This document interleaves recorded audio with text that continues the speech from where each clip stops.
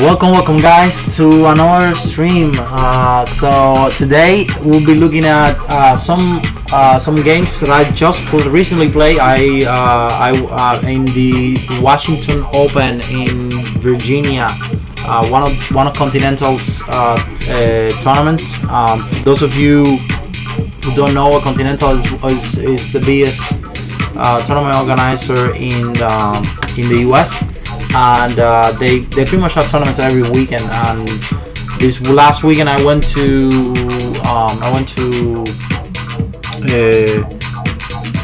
Virginia and played, and it was an amazing tournament. And I'm gonna actually add on. Let me add the URL here so you guys can see. I'm actually before I do anything, I wanna add a window. Let me just add a capture here real quick. And before we go anywhere, yeah, this will do it for now. So you guys can see it right there. I want the, let me actually make it even bigger. So you guys can see, and what is that? So let me move this. Let me just hide everything. Oops, not the camera, but everything else. So you guys can see the tournament. So I got first place. I tied for first with. Hey Ardan, how are you? I tied for first with one international master, but it was a really good tournament. I had a really nice run at the end. Won the last 3 games, and that made me win the tournament. So it was very awesome. Feel really good. 111 points for FIDE rating, which is also amazing.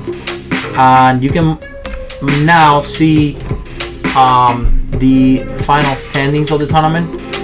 And soon I'm gonna wait a little more. You guys can see there, so we can start the analysis of the games. And here's more or less what happened. Let me just hide a bunch of other things that I don't need right now. And here we go. What else is there that I don't need? The clock on this. Okay, here you go. You guys now can see better. All right. Here we go. So now, guys, look. So I started. It was a very interesting tournament. I didn't sleep. I don't know if you guys were here when I was on. I don't know if you guys were here when on Friday night when I decided not to go to sleep because I didn't want to lose the flight on Saturday morning. So I basically didn't take the. I didn't go to sleep at all. So on Saturday I had a really rough time playing this tournament. It was very hard. I was so tired, and that is not a good idea when you want to play a good tournament. So I won the first game. I don't even know how. And then the second round, it was an hour game. I drew a guy who was like 2170, so he was not very strong, but he played an amazing game. I actually almost lost the game, and somehow managed to win the third game. But the best part of the whole tournament was the last 2 games. As you can see here, I beat I beat 2 GMs. Well, practically 2 GMs in the last. I beat practically 2 GMs there. You can see. Let me make this even bigger so you guys see what matters. What really matters. The top players. So basically, you can see right there. I beat in the last round. I beat the number 11, who is Mikola Bornik, 2637. Now that's USCF rating, but it is more or less about 50 points from the original, and from FIDE rating. And then I also beat on the last round the number 5, in this case GM Kamil Dragun from Poland. So I beat the Ukrainian IM and a GM to win the tournament. The best part of the whole tournament is that I won the last 2 games with black. which is pretty amazing. Someone was posting a photo of me playing in the last round. It was an incredible game. The first round of Sunday, which is the one that I beat Bornik, it lasted about 6 hours. It was a super intense game, and we're gonna see it. It was, I think, if I didn't count incorrectly, we played about 160 moves. It was probably the longest game of my life ever. So don't go anywhere. We're gonna look into it, and we're gonna start with. We're only gonna see 3 games today. Will be round 3, round 4, and round 5, because the first 2 rounds I was. Well, actually, the third round I was not playing very well, but of course the best part of the whole tournament was the last 2 rounds, and that's what we're gonna get. So let's move on to chess base, guys. Again, champion, as you can see, co-champion with Mr. Praveen Balakrishnan. He played an amazing tournament. I didn't get to play him because he played with other people. I mean, that's what happened when you play only 5 rounds. In a tournament of 5 rounds, you don't get to play everyone. I did make some money. I did make some cash, which is nice. As you can see here, we split the price. It was $1,600. That's the final. $1,500 each, I think. Let's make this a little smaller so you can see the price. But it was nice. No, this still doesn't show, but anyway, yeah, it was $1,600. You guys can check it out on chessevents.com. That's where all the stuff happened. But he played Praveen Balakrishnan. He beat in the last round.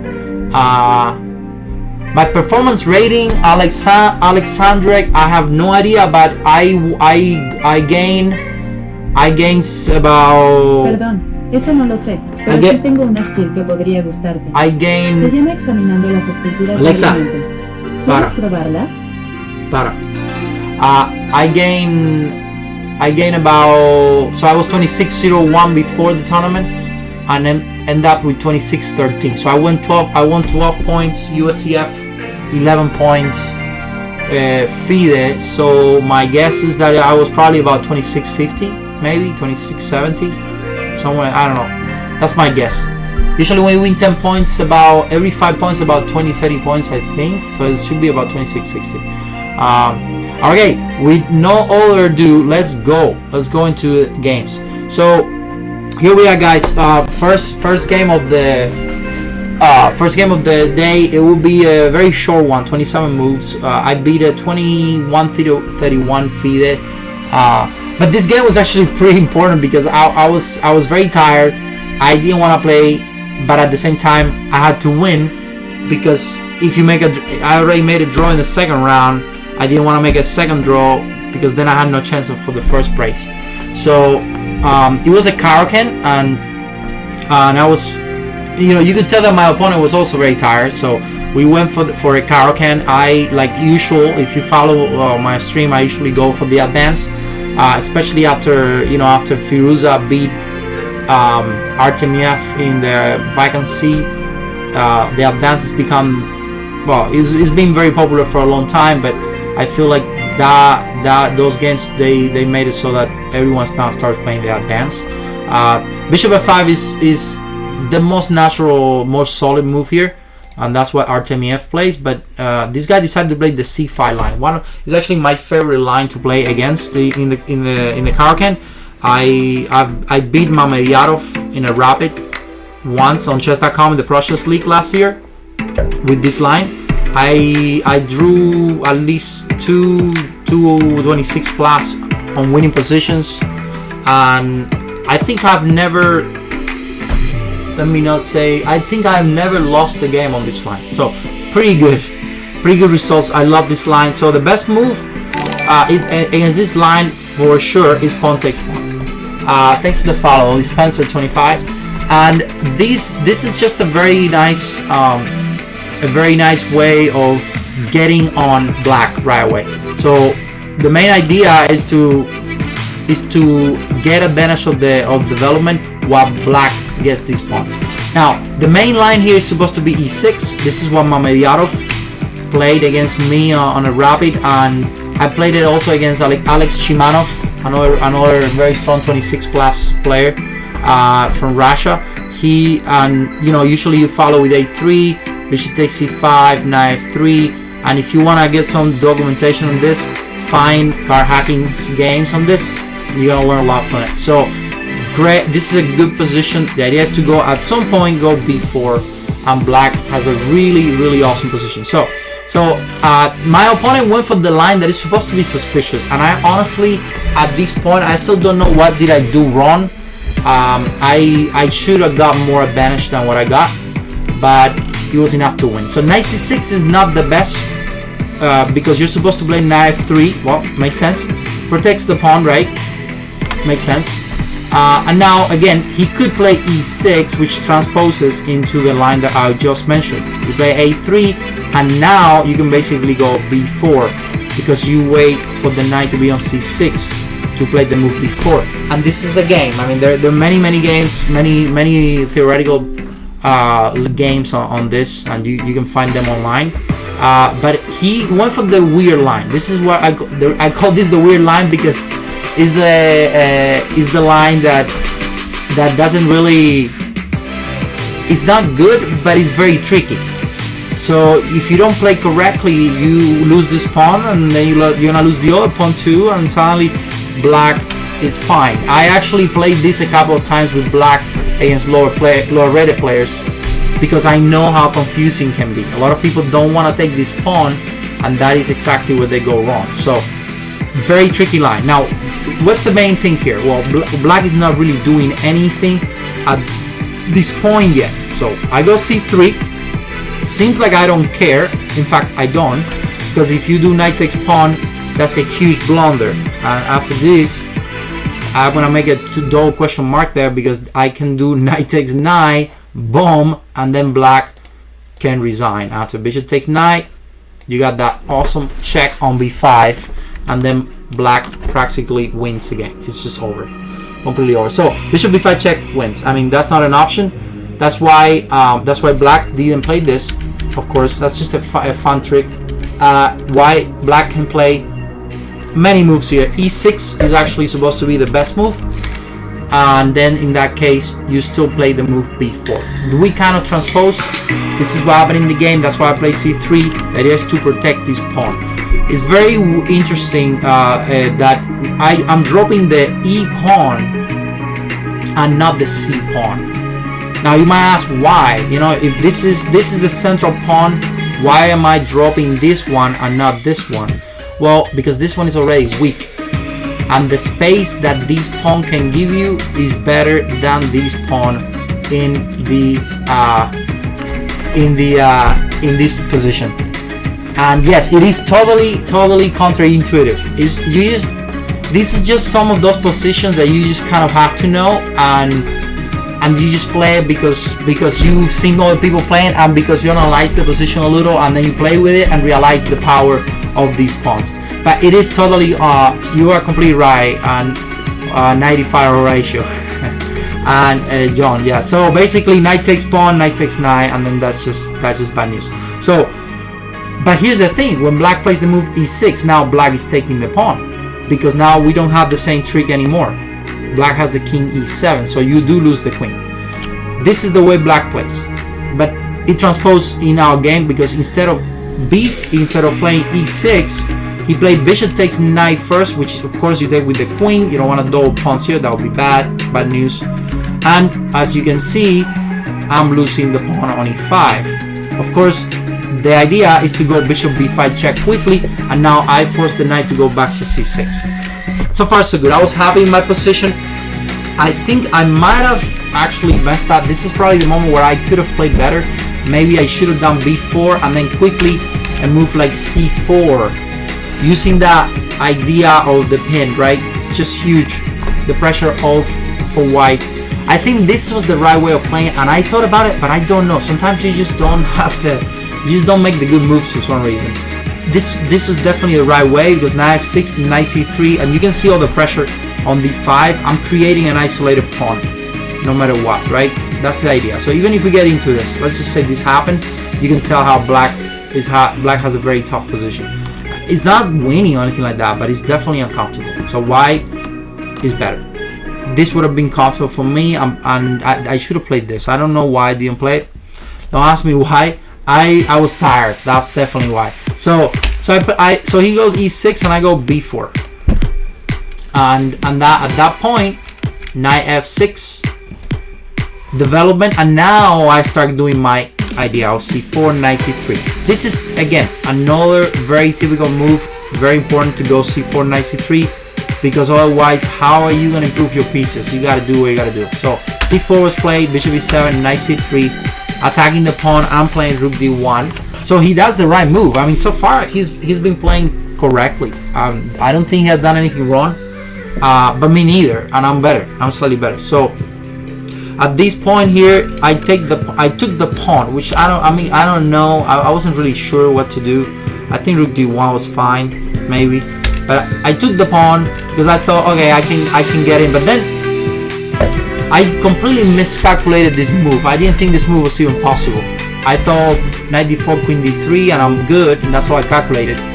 But then I didn't realize that, I thought this was the only way he could play. And at that point, I was very happy. I thought my position was just very good here. This is what I was going for. Now I got pass pawns, and I have pair of bishops. He's got an isolated pawn. He just looks pretty good. I was gonna go rook d1, play bishop back here, something like that, and then just start pushing my babies. And I think black has some hard time there. This is what I was going for. I was happy with this. But then he goes knight d4, and somehow everything works for him here. It's just great, crazy stuff. So only move is queen d3. Otherwise, he just takes my bishop. So there's nothing. So queen d3.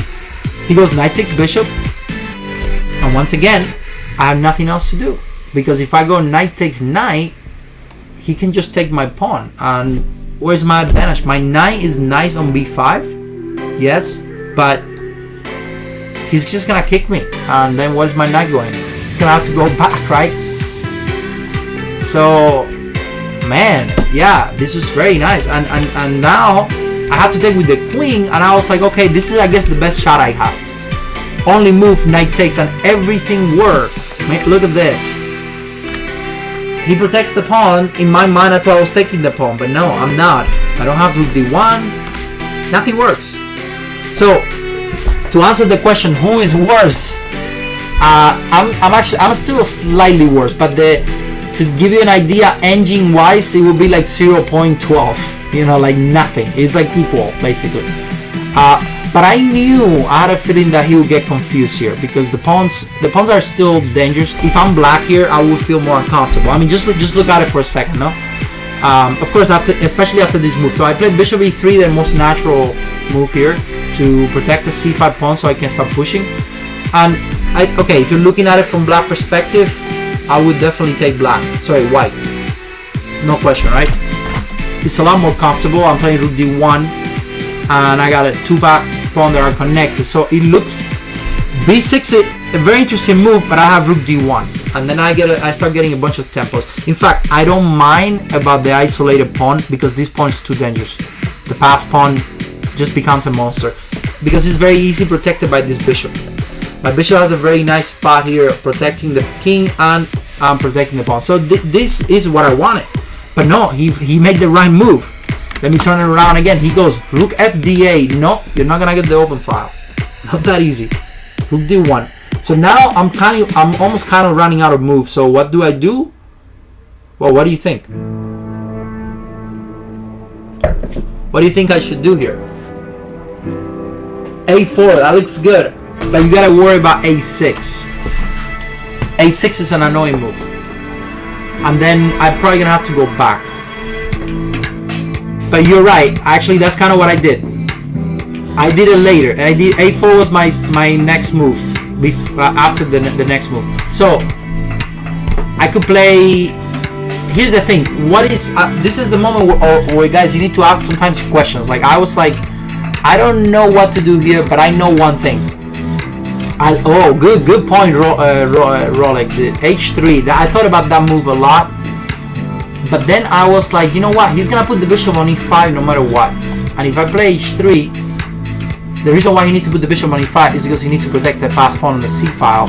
Then if I play h3, I'm not really solving any problem. So the real way for me to give a hold to this king is by playing g3. So I can really escape in case of a mate. So I played the move. That makes sense. Rook c1, you got it. So Evra, you got it. Good job. And the reason why Rook c1 is because at the end of the day, this is the guy I care about. I'm just going b5, c6, but I do think that a4 would have been exactly the same, because look what happened. He goes bishop f6, which means if the rook was on a1, he would have done the same, and then I go a4. So it pretty much transposes into the. Thanks for the follow, Jeffrey. So I think this is just a transposition, and now what do I want to do? I don't know exactly how, but the goal is to go b5, c6, and push. And here's the thing: a computer thinks that this position is equal, but a human being, I don't think so. I think practically speaking, the position is better for white. The big question here is, can I use this rook? Can I play rook d1? If I could play rook d1, and this was one of the ideas I had, if I could play rook d1 and give up the queen for the rook, for the two rooks, I'm happy with that, because I have the b7 pressure. If the b7 falls, then I have two connected passed pawns. Who cares about the rooks, right? So yeah, he's a good player. Good idea too, John. Good idea with queen c4. Good idea with queen c4. I think that's a great idea. I was actually thinking about that too, especially if he would have played a6. But then I thought about the end game, because you have to always think about the results, right? Queen c4, queen takes, rook takes. He just goes, let's say, a6. Then I play b5, pawn takes, then I have to play c6, take. Then what am I getting after all this? I'm getting a c pass pawn, just one single c pass pawn. How can he manage that? He can probably trade the bishop, for example. That would be a great idea. Trading the bishops and then two rooks versus two rooks with only one pass pawn. Exactly, it simplifies too much. I thought that, but then I'm looking at my queen that is pretty active, so I thought I need to use that queen in some better way. So if he played a6 here, I was planning on going queen b6 or even queen a5. I did not like that move, but I thought it was a possible move. The other move I was thinking was queen e2, because I want to have options like, let's say you go queen d3, I want to go here.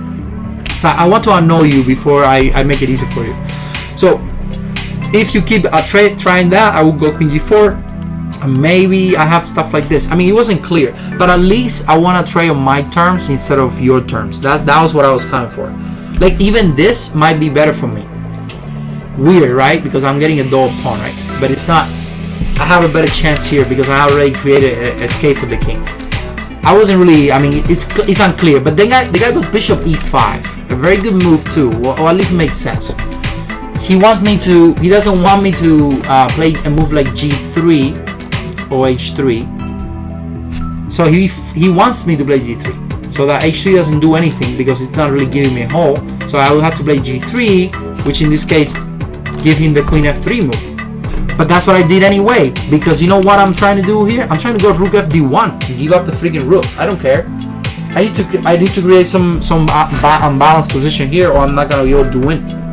And in fact, this is a very strong move. So let's just say that he plays h6. Let's just suppose that for a second. I go rook fd1. If he goes this, I think he's practically lost. Because now, the only move you can do is rook ba, and then I got this nice, awesome bomb here.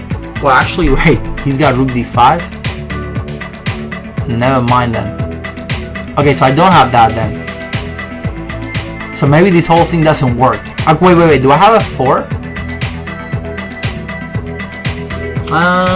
Maybe c6, rook d5. Maybe queen a5, a6. Huh. f4, bishop c7. Doesn't work. Man. I don't know. Maybe. I don't know. This looks interesting. I wasn't really sure. I was just kind of making moves, guys. You know. Well, if I trade the bishop, it's not gonna be good enough because the threat is only there because the rook is hanging. So if I just go back, there's no way I'm gonna win this. Those rooks are monsters. If they just sit there and wait, there's nothing I can do. No way to improve. The pawns here are he's got too many pawns on this side, so there's no way to improve there. That's not. Yeah, I didn't want that. But anyway, okay. Luckily for me, he just made the blunder of the game. So I played G3. I played G3, and I was like, I went to the restroom, and I was like, oh man, this is the last thing I needed from this stupid tournament. I 1.5 out of 2, made a draw with a 21-70 in the second round because I was so tired. In the third round, I'm super tired again, and this guy is playing the best game of his life too. It's like, what the heck? What the heck? Come on. And the guy goes Queen F3, double question mark. Double question mark. And now you guys find the winning move. Queen F3. I was like, no freaking way. No freaking way. This cannot be. What's the move here? To finish him up. Yeah, you know it. C6 bomba. And I was like, yes. Yes. And here I go. Here I go for the tournament. This was a lift up, man. It was 7 p.m. in the evening. Slept 2 hours the day before. I really needed this. This is a necessity, man. C6. Yes. And then, okay, he started thinking for like 10 minutes. I was like, alright, this is over already because, okay, look at the bomb, right? Super discord attack. Everything is hanging. He has no moves here. So he could, well, if he tries queen, I was thinking about queen d5, but then I got rook c8, rook c5, just wins. Because pawn takes pawn, I take the queen first, and now the bishop, and that's it. Just have a pawn. Sorry, I have a bishop, and very, very winning position, no? Of course, pawn takes and rook a5, whatever. Pass pawn, everything, no? So he tries the best shot. He goes rook d5, and here I blunder again. I just like, what the heck? I'm just. So I didn't blunder. I was still winning, but I have a monster move here that just wins the game at the spot. See if you guys can see it. I know I have a feeling that you guys gonna go for the wrong one. There's one move here that just kills the position. Finish the game. C takes b7. It looks good, but I can go rook f8 or rook b8, rook f8, rook f8. It's good, but the b pawn is not what I need. Think about it for a second. The b pawn is protected by this bishop, so I should be winning anyway. But you're not promoting, at least not so easy.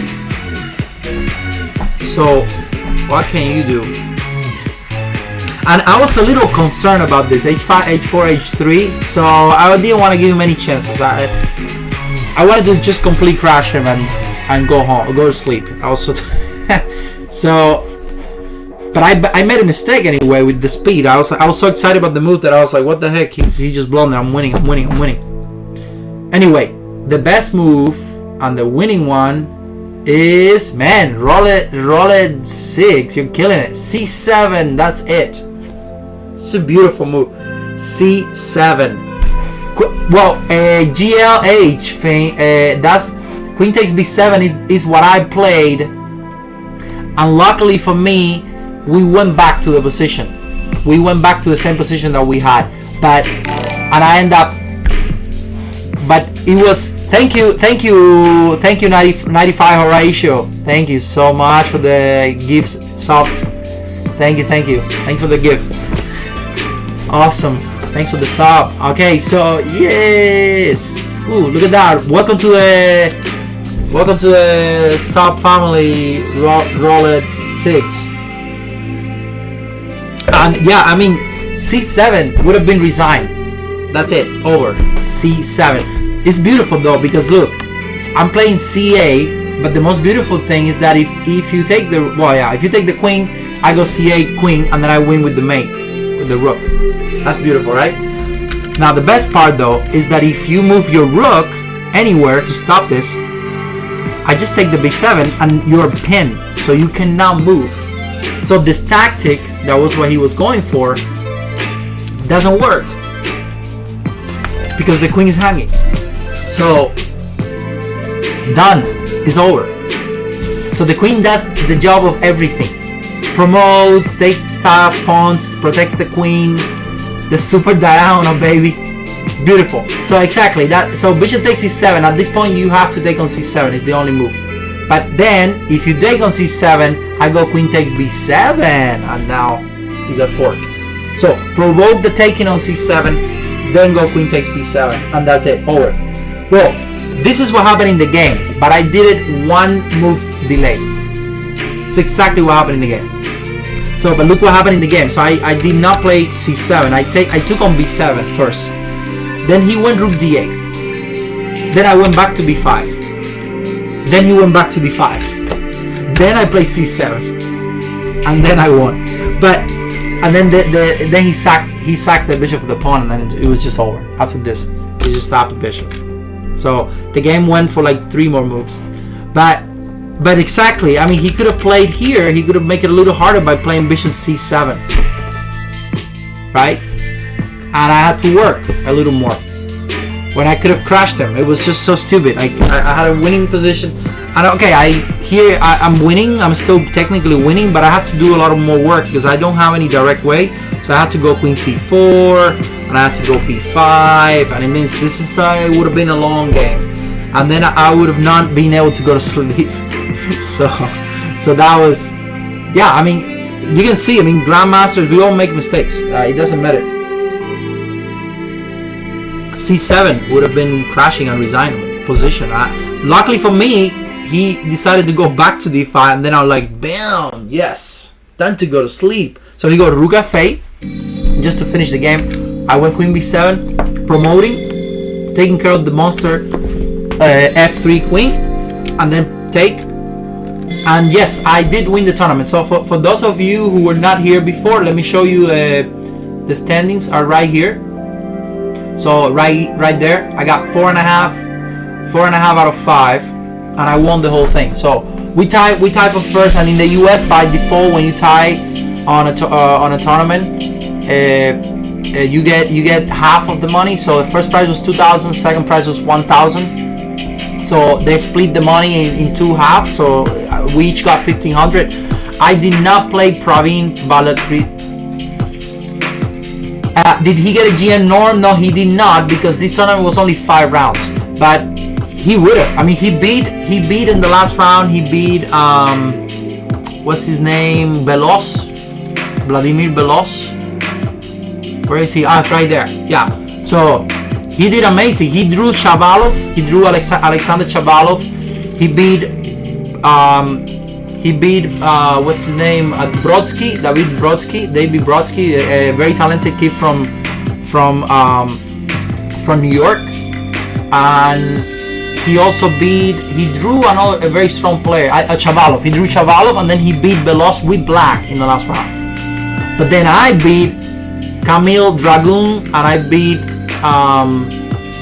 this Mikola Bornik. We're gonna get to those 2 games. Those games, they were the last games. Both games, they were the last games of the tournament. So when I say last games, they were the last game of the round. I literally finished my game at 3:30, at 3:45, and the round was supposed to start at 3:30. So it was 15 minutes past the start of the round. So finishing up with that game, guys, the guy just sacked the bishop at the end, and rook takes bishop. Boom, I have a bishop, and of course he tried to go for some little tricks here. There's nothing, so I just played h4, professional, not giving up anything, closing all the ranks. You're done. So he tries a little. I don't even know why he played this move. There's no threat, so I just played bishop c5. Thank you for the other pawn. I'm just gonna take everything I can. There's no attack. Oh, also, it's super exciting about this tournament. There was also a blitz tournament. And look what happened in the blitz. let me show you guys what happened in the Blitz. Look who's there. 8 out of 8, baby.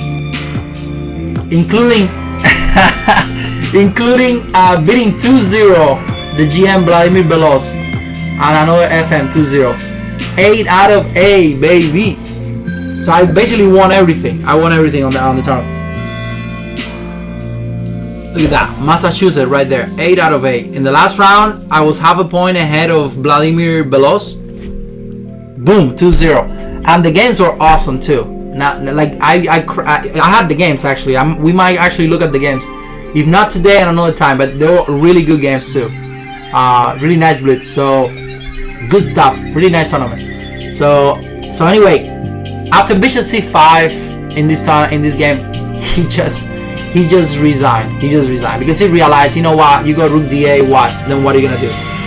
I'm gonna take your pawn, and there's still nothing. So Bishop C5, Rook D8, Rook takes F7. What are you gonna do? Rook D1. Thank you very much. Look at that monster queen, right? Look at that beast of a queen.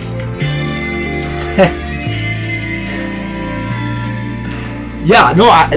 Yes, they are. They are. I mean, they're instructive against me. For me as well. I mean, one thing you learn in the US when you play open tournaments is that there's a lot of good players. A lot of good players who are extremely low rated. They don't have FIDE rating, so you look at the 2131. This guy is way stronger than that.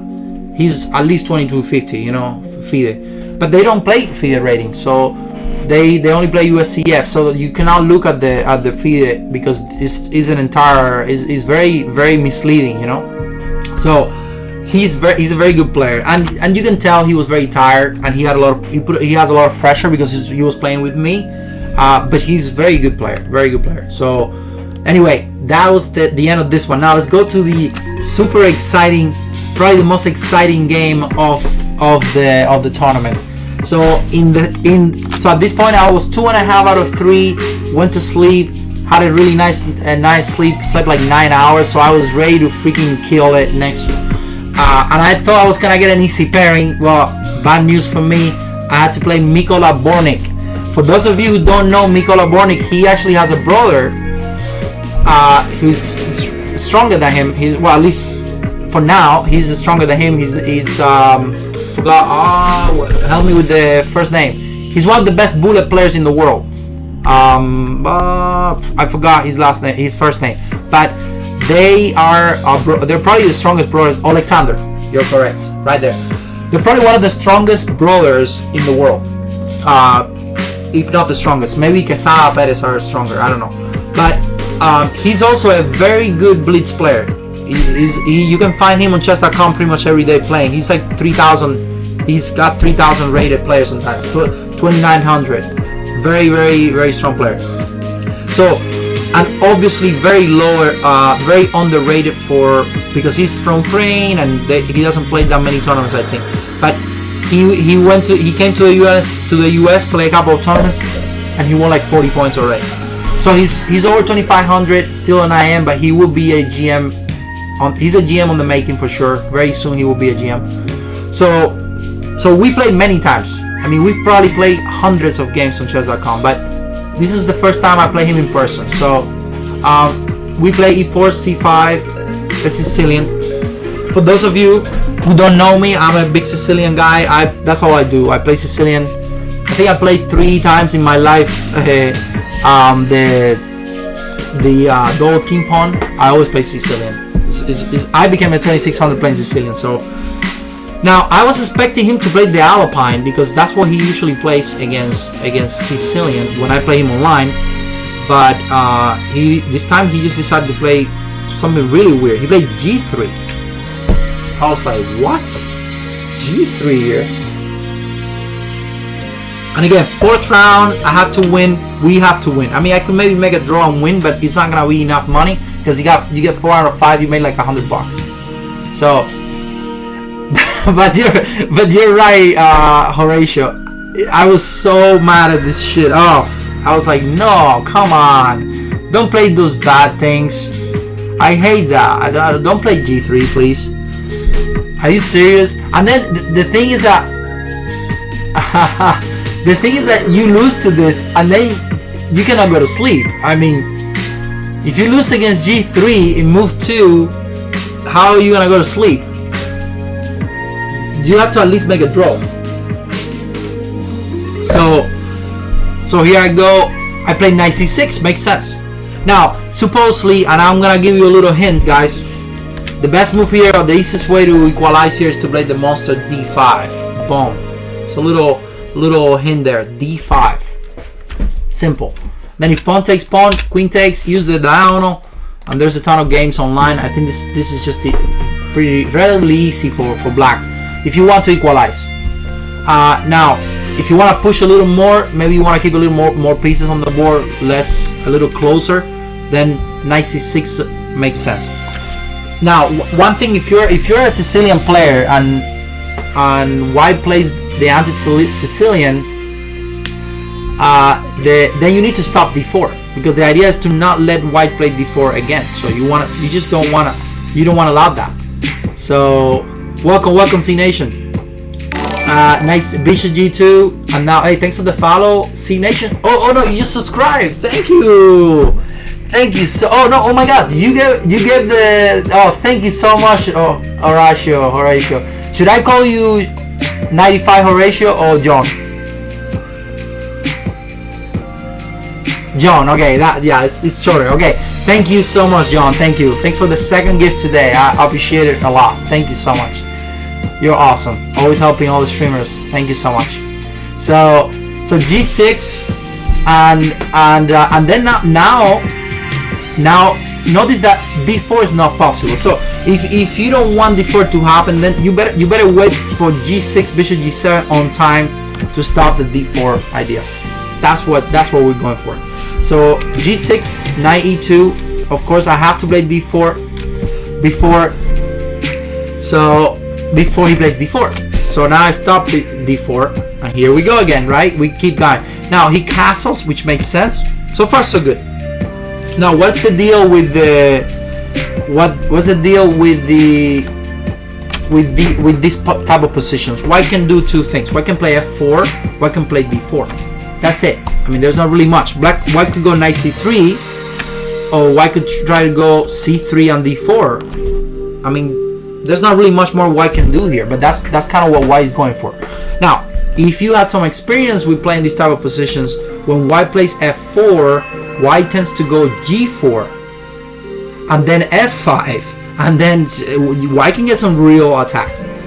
There's some famous Spassky games on these type of lines where he played Fischer and he played all of these guys, and he's very good, John. You know what's up.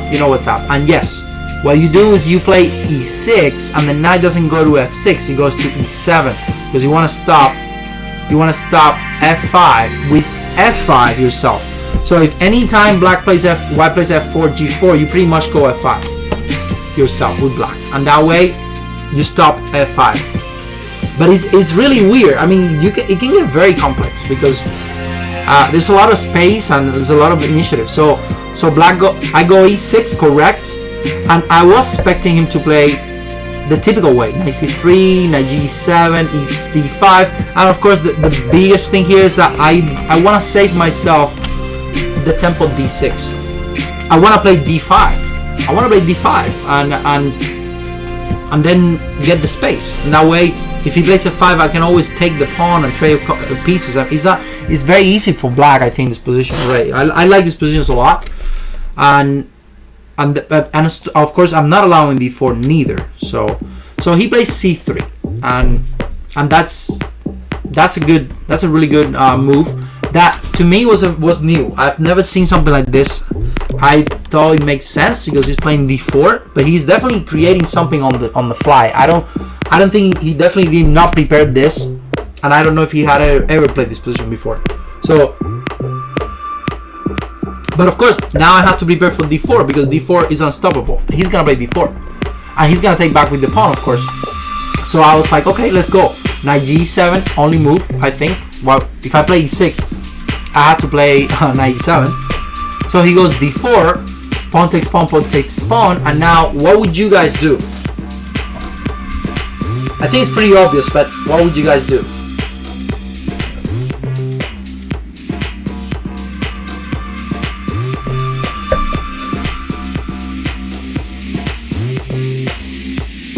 D5, bishop d7. I see a bunch of d5s, and you guys are too good. You guys are too good.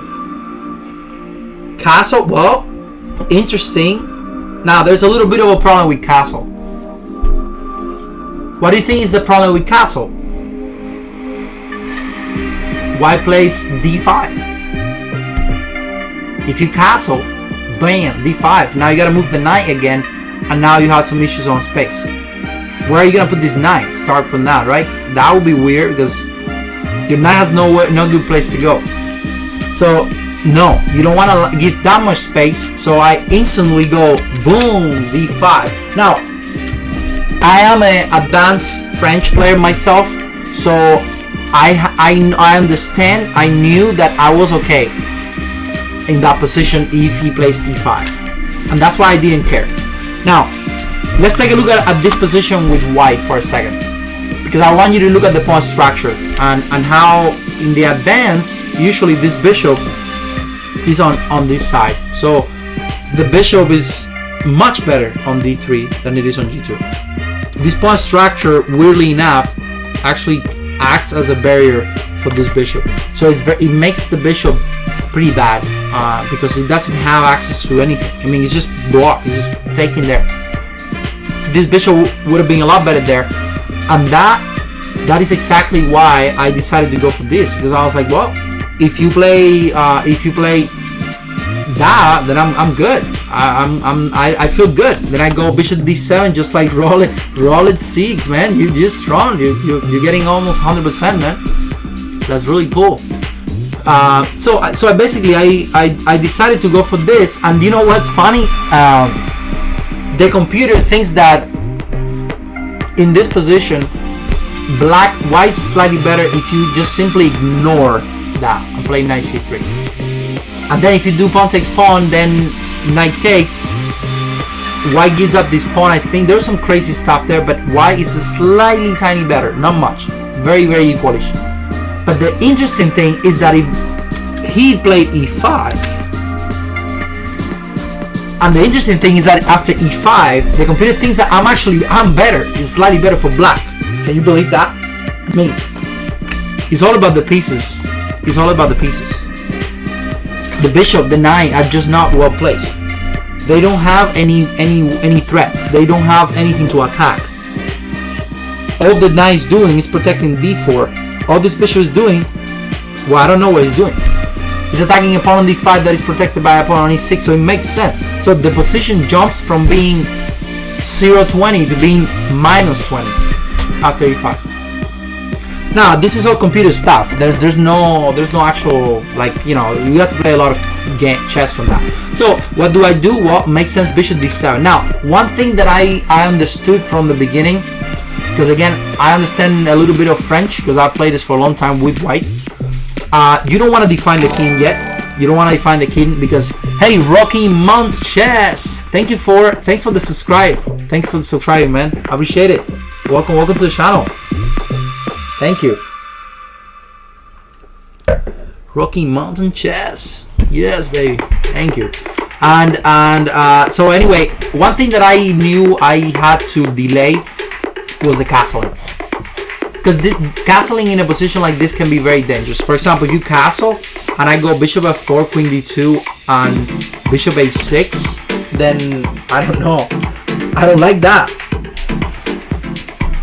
Thank you. I'm glad you are. Rocky. I hope you learned something, man. That's the idea. Welcome. Appreciate your help. So he just continued with knight c3. Now this move is tricky. So what do you think? What do you think he's doing? This is a move. This is something you always have to ask yourself. What is your opponent doing every time he makes a move? What is white doing?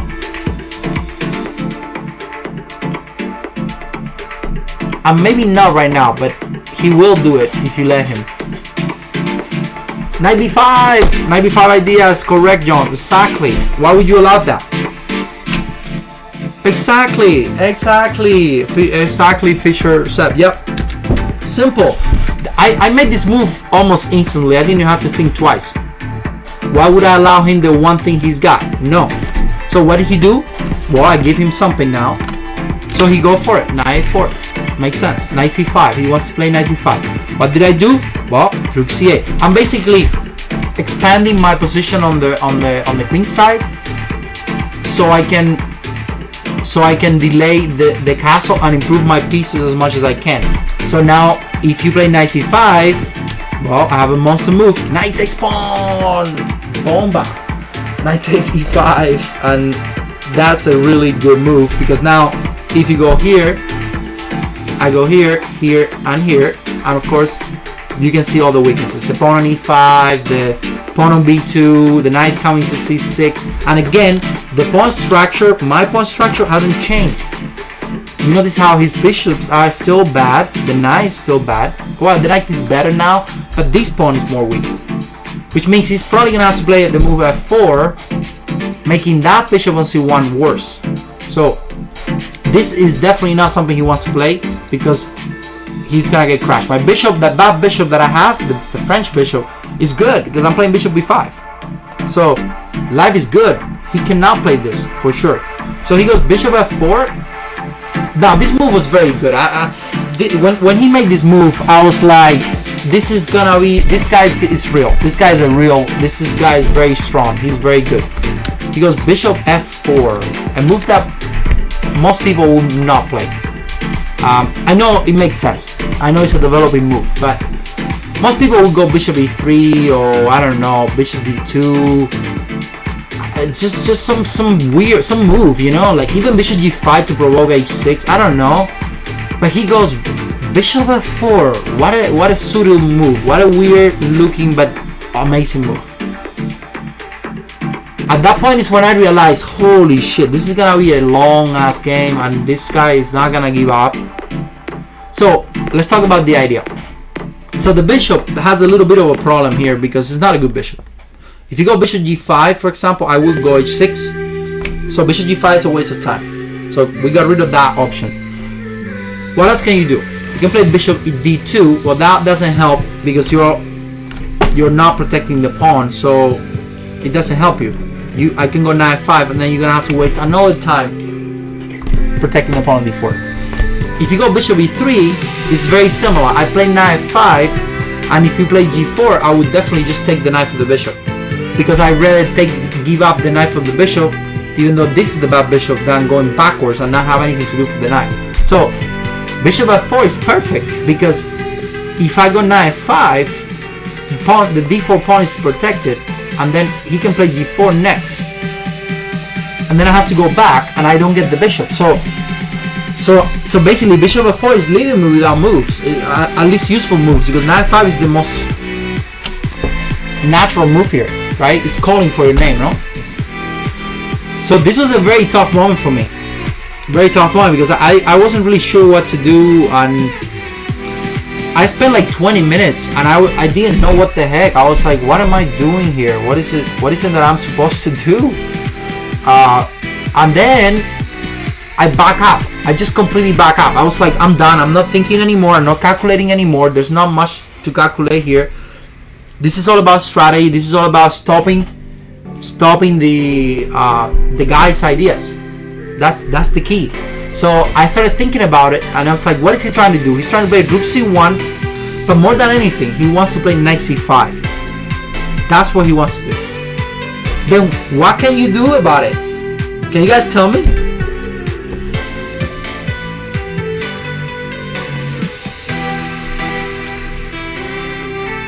Yeah, you got it. John, you got it. B6! He was calling my name all this time, and I was just not doing it because he was so weird, but it's the best move. B6. The computers agree, and everyone agrees. B6. Why not? Right? It makes so much sense. Chess is so easy, huh? I thought queen d3, but you know what? No, because you're leaving the knight hanging. So worst case, I can do stuff like that, no? So any queen moves is a no, because I can go knight before 2. There's a lot of tricks. So he goes Rook c1, which I thought was a good move. Queen b3, also I had this awesome move knight f5, so you don't have a chance there, neither. Because what I want to do, I want to give up my bishop. I don't care. My bishop is just a give up bishop. I give it up by the knight, I give it up by anything. I just don't care. I don't care. I don't care at all about the bishop. So just 1 second.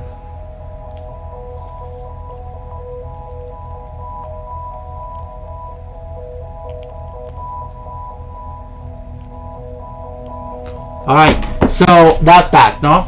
Now, so he played the move he was supposed to do. He played Rook c1. That's a great move because so this is such a weird position. I don't think we have anything like really useful to do here. That's what makes it so weird.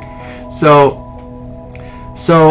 we are kind of waiting to see what he does. Like, I kind of want him to play g4 so I can maybe play h5. I kind of want him to play knight c3 so I can play b5. So what am I actually doing? Well, I only have one move here. Well, actually, no, I only have one plan. Exactly. Knight a5, knight a7. Exactly. I was thinking about the same thing. Knight a7 or knight a5. One of those. Because I need to get my bishop to b5, or I need to give up the bishop for the knight. Whatever. I just need to get rid of that stupid knight on a4. But then I was like, maybe he has bishop g5. So I did h6. Solid. Just a move that doesn't do much, but it does something. I might be doing g5, but more than anything, I want him to define this side. Because I don't want to go crazy on this side and then realize that I got too weak on this side, or that he's too solid on this side. So I was like asking him the question, what are you going to do? Are you going to play h4? Are you going to play g4? Or are you going to let me do g5? What are you doing? So he goes g4 almost instantly. He just boom, g4. Then I go knight a5, only move. Now, you guys mentioned knight a7, John, and knight a7. I thought about knight a7 for a while. The only reason why I didn't do knight a7 is because I didn't see where the knight was going. So I thought here, at least I'm threatening knight c4, and even though it's not really a thing because he played b3 instantly, it was a little more dangerous. So I play knight a5, trying to go knight c4, and then he goes rook. Now rook takes rook. I have this nice move, knight takes c8, and then my knight's coming back, and my positions becomes a lot. It seems a lot easier for black to move now than for white, because I have a very clear path, right? My bishop is coming. I'm gonna castle at some point, bring the other rook into an open file, and I don't know what he's doing. I don't know what he's doing. So anyway, knight ac3. So knight ac3, b5. Of course, right? Making sure that the knight doesn't go anywhere. This knight can now come to c5 anymore. You're done, baby. So, but here's the thing. I'm also playing b4. This was a mistake. I think he should have taken the rook. This would have been a lot better. Rook takes c1, and it just looks amazing. Now I have all the initiative on the queen side, and I haven't even defined myself. So I might just stay in the center. I mean, I could easily just go king d7 with two balls, right? King d7 and just like, let's go. Whatever you want to do. But I need to define my position a little more, no? So he goes b3. Very good move. Looks like at this point, I think he's kind of lost, honestly. Lost, no position, not in the game, but lost on thoughts. I don't think he had any idea what he was supposed to do. I think he just made the move that everyone plays. But if you think about it, knight c4 is not really a thing, because knight c4, let's just say I go h3. Let's just make a random move here. I go knight c4, b3. My knight is actually worse on b6 than it is on a5, because the knight can come to c6 and attack the pawn. So this move is kind of useless. This b3, I was never gonna play knight c4 unless I was going to a3. But I wasn't sure about that neither. So b3 is just a normal move that is bad. And after this, I'm better. Now this is the moment where I'm definitely better. Confirm, computer and human confirm. So I go b4, and now he has to go knight b1. Because if you do this, I just go take, and I have a monster knight on c4. That's out of the question, right? So he goes knight b1. I go rook takes rook. Knight takes c1. And then, boom, bishop b5. Look, what? I was like, are you serious? This is good. And now I started feeling better. I was like, okay, now I can actually win this game. I can actually win this game. There's a real threat. There's some real stuff happening here. So he goes rook e1. Hey, thanks for the follow, draft 12. Knight. And now I made a little inaccuracy here. What would you guys play? Let's see if you guys are better than me. I made a move that was obvious, completely obvious, and the reason I made it is because I didn't calculate. But more than anything, I didn't ask myself questions. I just made the move. It was an automatic move, just like b3 is. That you don't know why you're doing it. You just do it because you feel like you're doing it, and that's bad.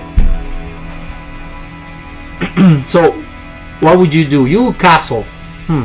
H5. I love h5. F5. Definitely not f5. Sorry, bro. You don't want to open up this position. This would be chaos.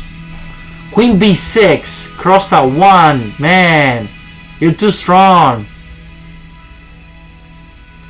G5. I was thinking about G5. I thought about G5, but I didn't. That's the thing. I thought for 1 second. I didn't think about it. It was so bad. I should have thought about it though.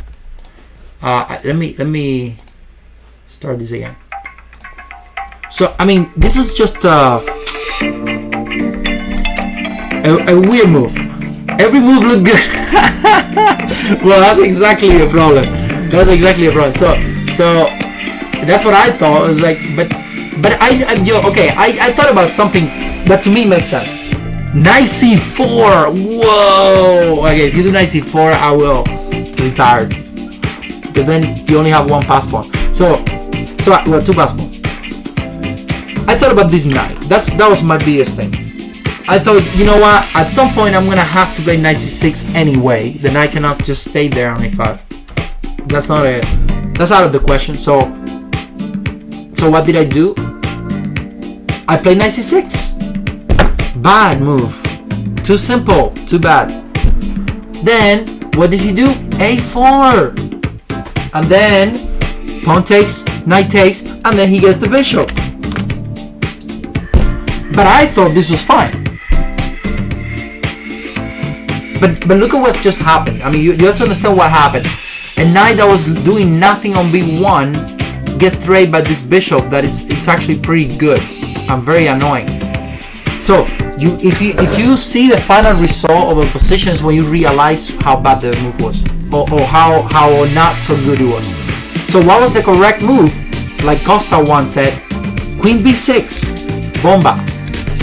It's very simple but very precise. Because I want to play knight c6 anyway, but not so simple. Now you're gonna have to make a move like bishop e3. Then h5 ideas like John was saying become a lot more dangerous. So this was what I should have done. There's a really cool idea here that I had. That the computer. Hey, thanks for the follow, DJDA Shahadis or whatever. That's the longest name. But bishop e3 is probably the only move here. And now there's some crazy idea like knight c6. I mean, this is all computer stuff. I mean, I'm not that good. But that's just what's the minimum IQ for a grandmaster? I have no idea. I don't even know my IQ. So but welcome to the channel. Anyway, I play knight c6. I mean, it's not a bad move. It's just not very accurate. That's all. I play knight c6, he goes a4, pawn takes, knight takes, and honestly, I play queen b6, and I was like, you know, I'm happy with this position. I thought that this was fine. I thought that getting rid of the bad bishop for a good knight, or for a knight at all, in a position that is close, was a good idea. I was also getting tempos out of attacking this pawn. It just felt right for me. Sometimes you just evaluate incorrectly, but then, now this is a big decision of my game here, guys. So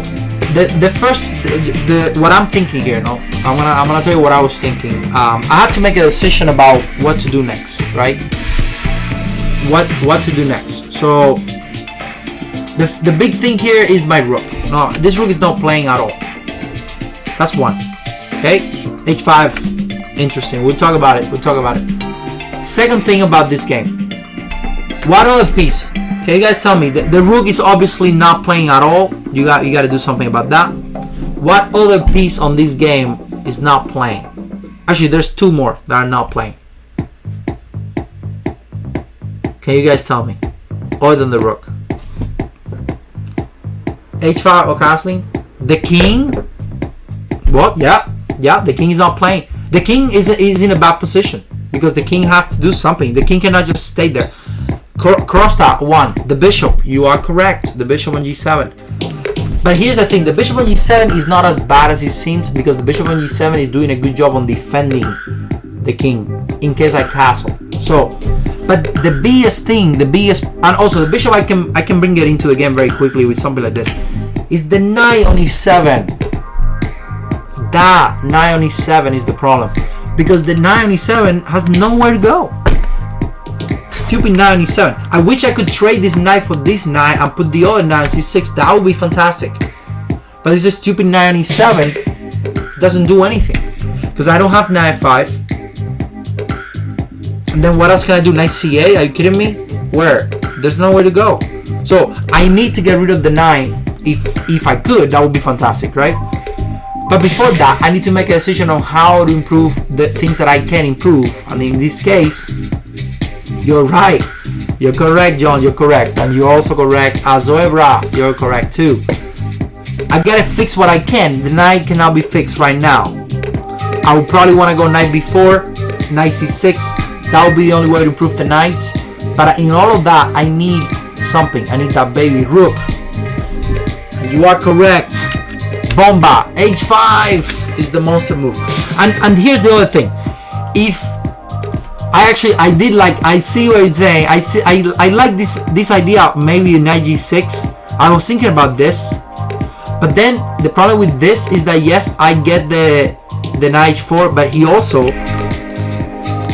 gets the knight h5. So which one is more dangerous? My knight on h4 or his knight on h5? I think his knight on h5 is way more dangerous. Big time. And why would I allow exactly? Why would I allow the knight? Why would I allow the knight has nothing? All the knight has is this knight d3, knight c5. But if he does that, I might take. So no reason. Also, the knight c5 doesn't do anything to me, so I didn't need that. Yeah. So why would I give this knight a monster position that bothers my actual?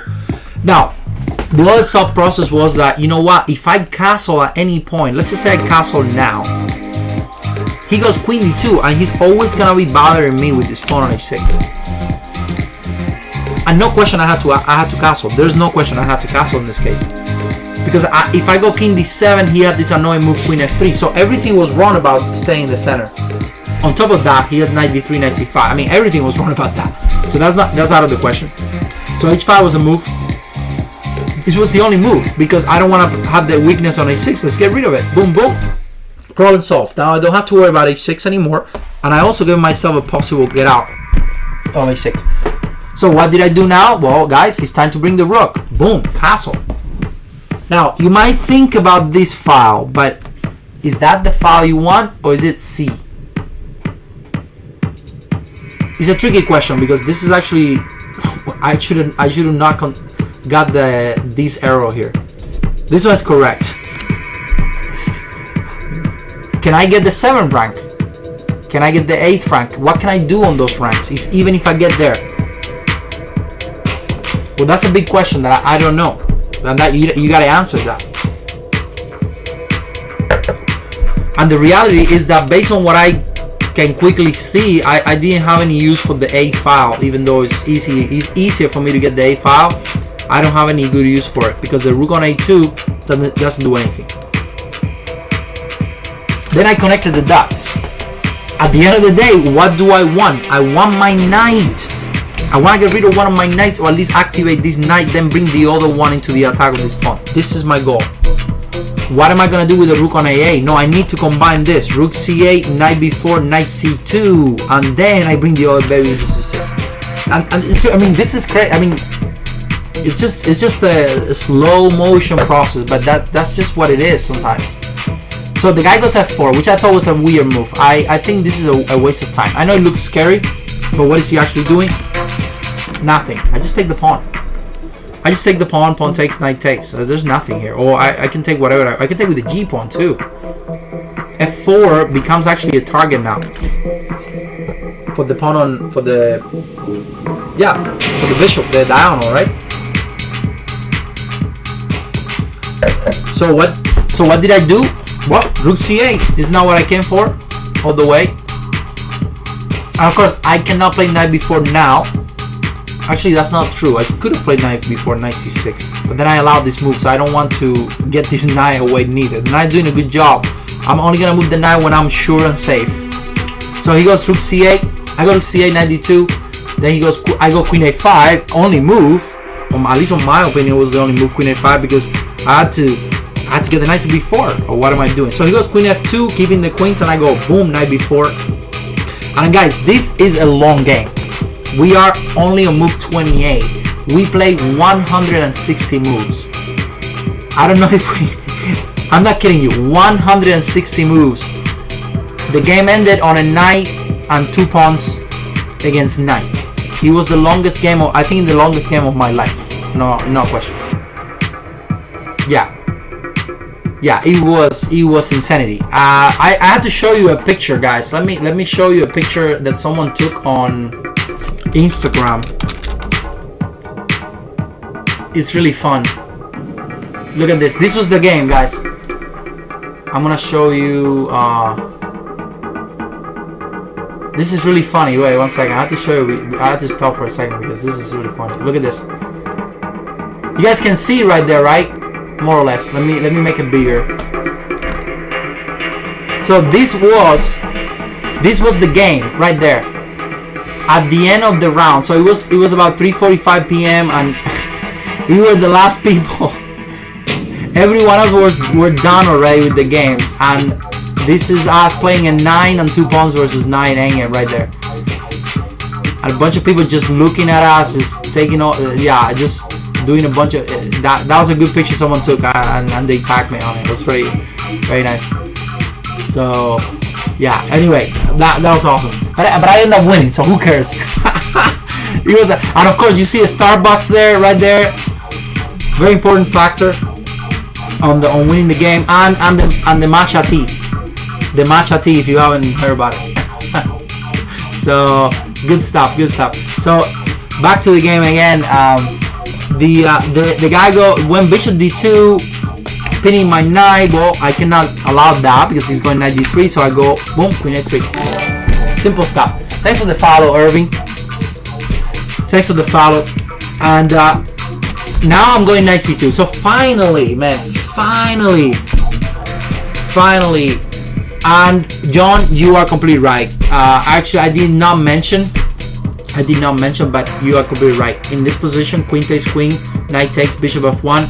Tegopiri thinks that white is better because the pair of bishops, because the pawn B5. White has a lot of an easier time. I thought that I was okay, but I think it's equal. It's about equal, but I think on a practical matter, white has a better chance of winning here. I don't know what he thought. Maybe he considered that this was just not good for him. Not sure. But we end up playing this. Anyway, he ended up playing bishop F1. But here's the thing: that the position is becoming really hard for him. Because I have now suddenly all my pieces, my 3 pieces are very active and working very well. When he doesn't have any pieces that can do anything, because F5, everything he's got is depending on the move F5, and he doesn't have it, so not easy. Anyway, we jumping. I'm gonna move some moves. Bishop F1, knight C2. That was what I came for all the way, right? Rook D1 only move. Now none of this works because I had this awesome. What was the move I have here? Oh, I think I can just play knight C6, right? And now I get the pawn on B4. Yeah, this is just winning, right? I think this is just over. Knight takes d4 or some. I just get something because the knight is hanging at the end, right? So he doesn't have bishop c3 because I can just take the pawn and the knight hangs. So something like that should have been easy. So he goes rook d1 only move, and I go queen a1. Trying to get the pawn on d4 makes sense. Knight a1? Wait, no way. That's possible? I did not think about that one. Knight a1. I guess you can take the pawn maybe, and then yeah, I think it is weird. That's for sure. Yeah, I think knight takes doesn't work because then queen 3. There's a pin. Yeah, I don't think so. It'll work. Yeah, it isn't. Maybe. Actually, I think I messed this up in some way. I could have played knight c6. I think knight c6 was the best move in fight. I don't remember now. But I think that was fine. But anyway, I went queen a1, which also looks good. I'm taking the pawn on d4, and then he goes bishop takes b5. Then I go knight takes d4. I'm out. I mean, I got my pawn finally. So now let's look at the pawn structure for a second here. 3 pawns, right? Now that I got rid of the d4 pawn, the e5 pawn will be weak if I make a move like g5. So that's very important. Now, not right now, but that's just something that you need to have in mind. You know, this is a pawn structure thing. No, I isolate the 3 pawns he's got. They're all weak. In fact, this was the reason I won the game. This idea of g5. Gonna see it later. So he goes bishop e2 only move because I was doing knight takes b3 and the rook is hanging. And then I kind of made a mistake, but not really. Rook c2 was good actually. Now there's a nice trick here. If you guys can see it, if he plays bishop d3, what can I do? And I want not just the first move. I want 2 moves ahead. You gotta tell me this and this and this until you gain something. You said rook takes d2, but then what? That's not enough. So rook takes d2. What if I do no? Rook takes d2. What if I go?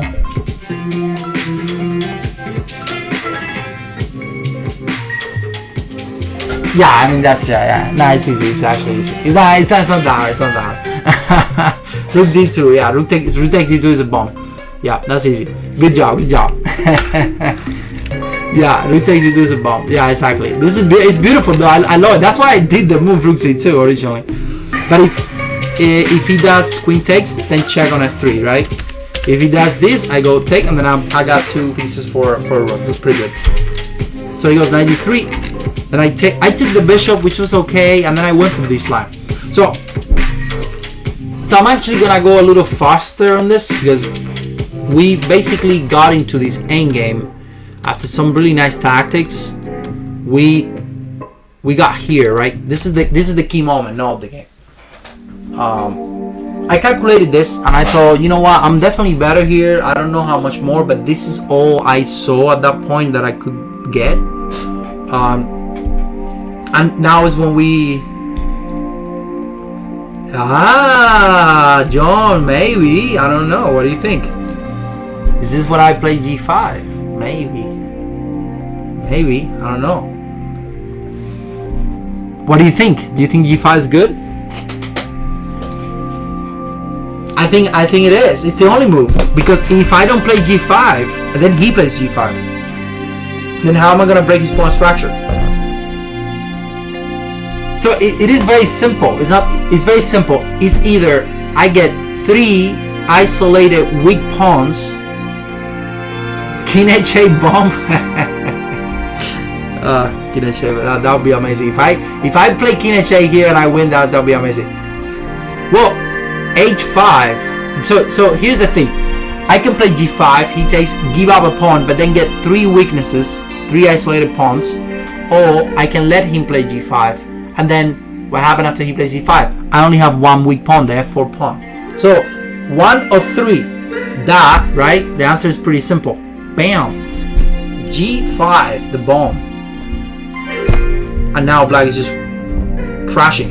So the thing is that you cannot play Actually, knight d5 was interesting, but I didn't like it because I think was queen f3 maybe.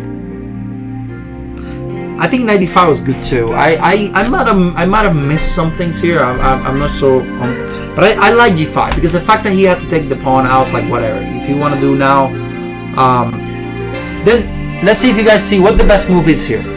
What would you play? So pawn takes pawn. Now you gotta make a move.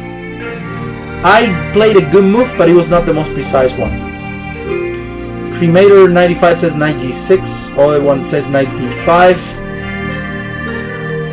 Let's see. Knight g6 or knight d5? Knight g6, knight c6. Ooh, look at you guys getting fancy. Queen c5 potential. Well, queen c5 is definitely gonna go queen knight d3. That's definitely not a. Well, could be actually. Queen c3, interesting. It's a 9 move. I mean, the answer is basically between knight g6, knight c6. There's nothing else. So knight g6, knight c6. So, okay, I'm gonna show you the one that I did. That was knight g6, but I had a feeling that the right move was knight c6, and I think the knight c6 is the most precise one. I just didn't like this. I don't know why I didn't like the pawns that were that far away. I mean, that was my thinking. I thought knight g6 was more solid, and you have to have in mind, guys, that at this point we're both 5 minutes finished. So we got 5 minutes for the entire game, plus 30 seconds increment. So on a practical sense, I was like, this is more secure. This is better because first, I'm not gonna lose this position. Second, he has a lot of tricks to worry about. There's so much going on here, and I'm just gonna start taking this one, taking this one. So I think knight c6 will be more a little bit stronger, maybe. But I think that practically, on a practical matter, I will go with knight g6. And I think the engine thinks that they're very close. They're very, very close, almost the same. So he goes knight d3, only move, and now I have no choice. I have to take the pawn because otherwise he would go before. Knight takes, bishop takes, and this is the moment where it just seems like why is somehow surviving here. But this is when problems begin, because then now I go queen d5. Simple. Hey, John knows what's up. Knight 4 is coming, baby. So first I attack the bishop. He goes queen e3, and now bam. Now this is all he calculated. He thought, oh, knight 1, I'm good now. The knight's fine there, no problem. Hey, Elephant Bush, man, nice to see you at the tournament, man. Awesome, good stuff, man, good stuff. Hope you did well. How did you finish in the tournament? When I saw you were 2 out of 3, so I don't know. 3.5, good. Whoa, 1.5 in the last 2. That's good stuff. Oh, whoa, nice, good stuff. Oh, and you game. Oh man, you're killing it. Nice, good job. So knight e1 seems good. So now what's up? What are you gonna do now? This is the next move is very strong. So you gotta think about it. I'm gonna get some more wine, guys. Be back in a minute. Think about it. Be back right now.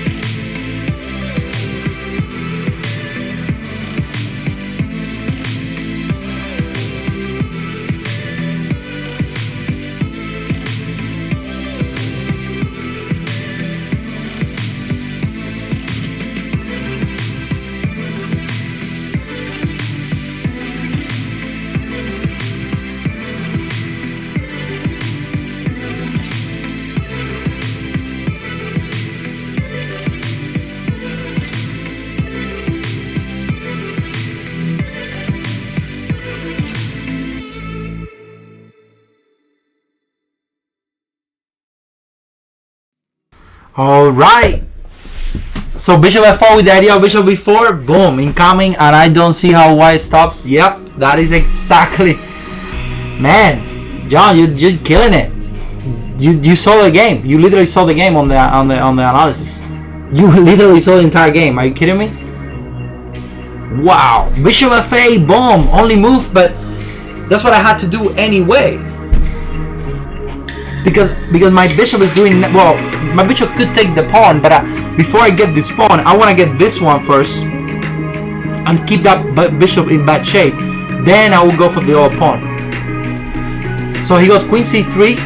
I go queen e4, just like John said. It's crazy. And then I take the pawn. What are you gonna do? Nothing. The bishop is too bad. That was really good stuff, John. Very good stuff. Bishop f2, only move. Now, would you trade the knight for the bishop, guys?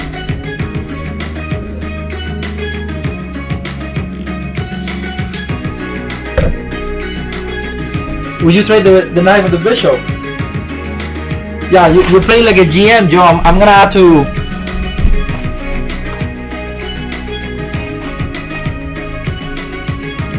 Good answer too, but come on, you gotta stop, John. You're just too precise right now. You cannot trade the knight. Why would you do that? If I go queen takes e4, he goes queen g3 with a tempo, and now I lose the knight or I trade the queen. No way, no way. I read don't take the pawn. I just go back. This is about putting pressure on your opponent. I'm also getting e5. I'm getting at g4. I'm getting everything. Everything is hanging, guys. This is the beauty of this position. I just love it. I was very confident. I mean, I played this position 50 times. Also, I have this idea where I could go potentially. I could go bishop b4 with the idea of bishop takes knight. So I could trade the bishop with the knight, because there is a concept, and I've mentioned this plenty of time. Queen knight versus queen bishop. Queen knights are better than queen and bishop. It's the one case in chess where the queen is better and the knight is better. So the knight is better than the bishop when only combined with the queen. With any other piece, the bishop is better, but with the queen is better than the knight. So I was happy with bishop b4, but then he goes. I mean, he's good. He's just a very good player. Queen d4. Try to keep that position. Now, would you want to trade queens, guys? Do you think it's a good idea to trade queens?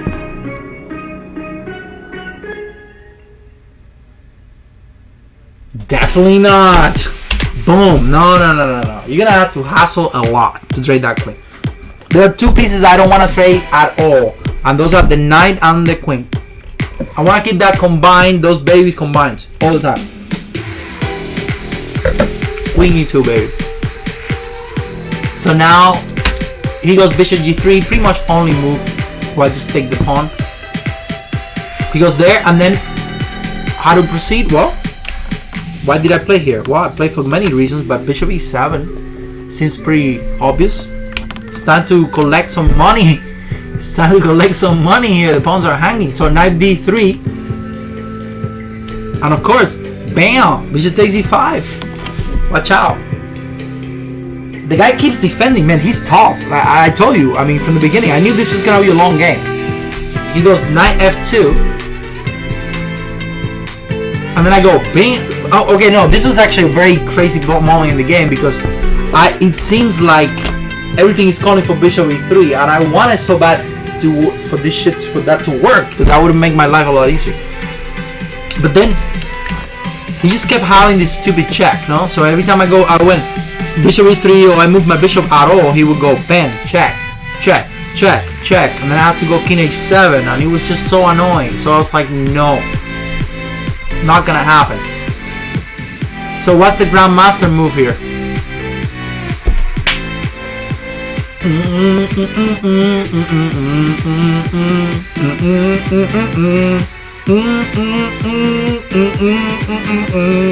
Yes.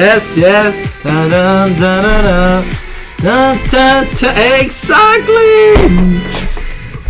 Okay, John, I'm gonna have to retire, and you're gonna take over this thing here. You can just know the stuff. King g7, bomba. Spoiler alert, you're not doing any checks, baby. I'm gonna keep your checks away. Now I'm free. Now I'm going bishop e3. No queen d8, no nothing. I'm gonna take this pawn.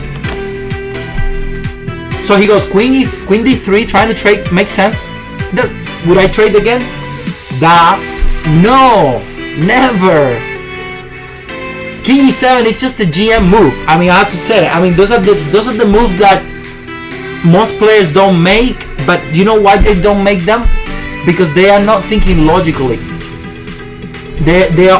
Everyone wants to win force. So you do pass or rush, you do tactics. Everything is check, knight, give me the bishop, right? No, you have to think logically, guys. Sometimes things don't work, and if they don't work, it's because they don't work.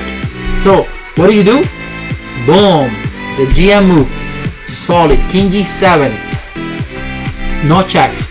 So again, I don't trade queens because I cannot trade queens.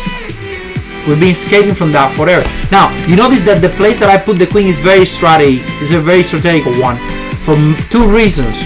1, I attack the pawn on e5. 2, I keep the king cut off. And you are correct, elephant.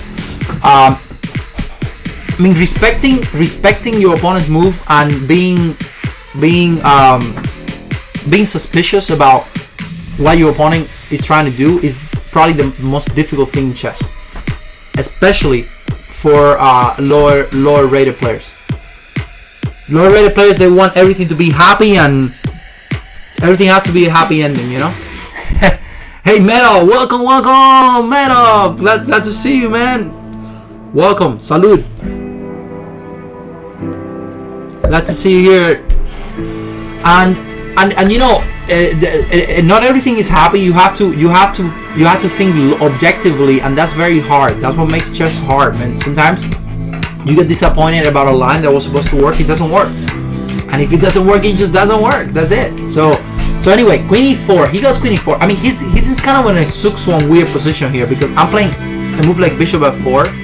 If he goes king g2, for example, that's a beautiful move that makes a lot of sense. And then I'm taking the pawn on e5 whenever I want. But I can also go back and go bishop c5. So there's just a lot of stuff. So I do not fear knight e4 because I can go back to e7. It's just another way to move. I'm just gonna go back and forward. He doesn't have any checks. And so he went queen e4. Then I went bishop d8. I think he was worried about this move, bishop f4, and he should have worried about this. It's very dangerous, bishop f4, because then I can take and then take the e5 pawn, or I might not even take the e5 pawn. This pawn is in fact, in a way, is protecting me from the rest. So, hey Saru BHXD, man, welcome to the channel. And well, we're analyzing my game from. By the way, for those of you who are not here from the beginning, I'm analyzing the game from the George Washington Open in Virginia that just finished this weekend, and I won 4.5 out of 5, and won some rating and some cash too. So good stuff, and it was a good tournament. I finished winning the last 2 games, and we're looking at the 4th round, before the last round that I also won. So bishop f4. Now bishop takes e5 is coming. I guess he was worried about that, so he played queen e4. And at this point we got 3 minutes each. We're playing blitz. This is blitzing right now. So I go bishop d8, making sense. Playing bishop b6, bishop c7. Just everything. I'm just threatening a lot of stuff. I mean, I'm picking up the weaknesses, right? And again, I could definitely take the knight, but only in a convenient situation where I maybe take both pawns. So I go there, and I just went this way, not because I want to take the knight, but because I want to take the pawn going this way. It's a little more active, keeping up with the pressure, you know. So knight h3 he played, and then I go bishop d4. So here I am. I started down a pawn, but now I'm up a pawn. I'm gonna be up a pawn. Weaknesses, right? The g5 move, right? The key move of pretty much the entire game. Hey, Japanese tutor, how are you, man? ¿Cómo estás, Acere? ¿Cómo estás? Honestly, John, what was the decisive mistake for White? I don't think he made any big mistakes. This was just a very slow death. The decisive mistake is coming, but so far he's just worse. He's been worse for the past I don't know, 10 moves or so, and he's just worse. And you are totally correct, Japanese. His biggest mistake was playing me, baby. Well, it was also that I slept for 9 hours. When I sleep for 9 hours, just don't play me. Just don't play me. Do I think a draw is horrible? Is horrible after this? 100%. Yeah, he had a draw, of course. 100%. No, he had many. I think he could have held on. It was never clear. But I think on a practical sense, with 3 minutes left on the clock each, I have all the odds, you know. I have all the odds to win this game. So he went knight g5, which to me was a little weird. I think it was a little too risky. He was asking too much. So I gave him a couple of checks. This was again, very long. I don't even know if I did this. Did it happen? Why did I play this?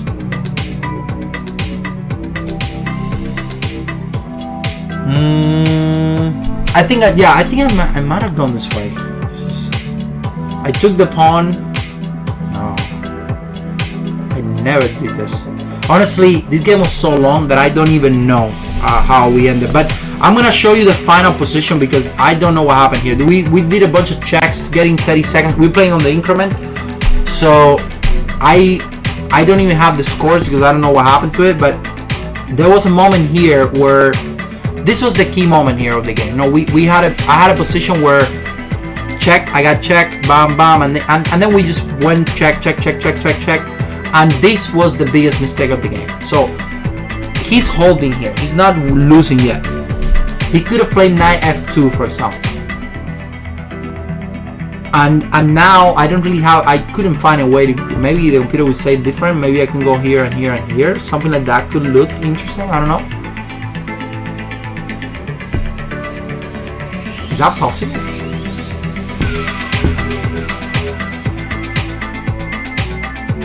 This looks dangerous. I mean, again, he has to play queen g3. That looks weird. And then I go queen e2. I mean, it's almost like he's like in Suksan or something, right? It's almost like he's in some type of Suksan, right? Isn't that weird? Hey, Gerano, thanks for following, man. I don't know. This is what I was going for, but instead, he played. Maybe he should have gone king g1. He should just leave the position there. That's the thing. That was the best way. But instead, he goes knight g3, and now he blunders because then I go check on b1. He goes king h2. He goes. I go check again. I did some moves to gain some, and then I play king g8. No, actually, sorry. This was not the right moment yet. After some moves, he basically got to the same position. But you notice the difference between the king on g7 and the king on g8. The difference is that he doesn't have the knight on f5 check. So I go check, king h2, check, king g1 only move, and then bam, queen h3. And the knight on f5 check doesn't work. So he's in Suksan because I'm threatening queen takes g3 and then knight e2. So crazy stuff. If he goes g5, bam, queen takes g3 and I win the endgame. It's just a winning endgame, right? Boom. So at this point, he had like 1 minute left in the clock, and the clock just kept ticking, tick, tick, tick, tick, tick. And then he just went crazy. He goes check. He just goes for the checks, of course. What do you do when you don't know what to do? Just give a bunch of checks, right? So he goes check, and I go king g7. Only move first, and then check, and then bam, king h7. He's out of checks. So now I'm taking g4. I'm taking g4, and what are you gonna do?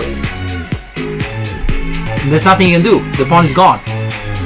So he exactly queen e4. John, you're like killing it, man. You're playing like these guys, unlike me and like everyone. So I get the pawn, but it's still kind of tricky, you know. He's got some checks and stuff like that. So I go knight h3 check. Pretty much. I mean, I could have gone on, but anyway, I played knight h3 check. He goes king e3 only move, otherwise he loses the queen. And this stupid position is still not easy. Because look at this. If I go queen takes queen, king takes, only move f6. Then he goes knight e7. What a bomb. Not allowing me to go up with the king. So what can I do? King g7, king f5, king f7, bam, draw. Are you serious? There's no way for me to stop knight takes e5. It's a freaking draw. So I cannot go.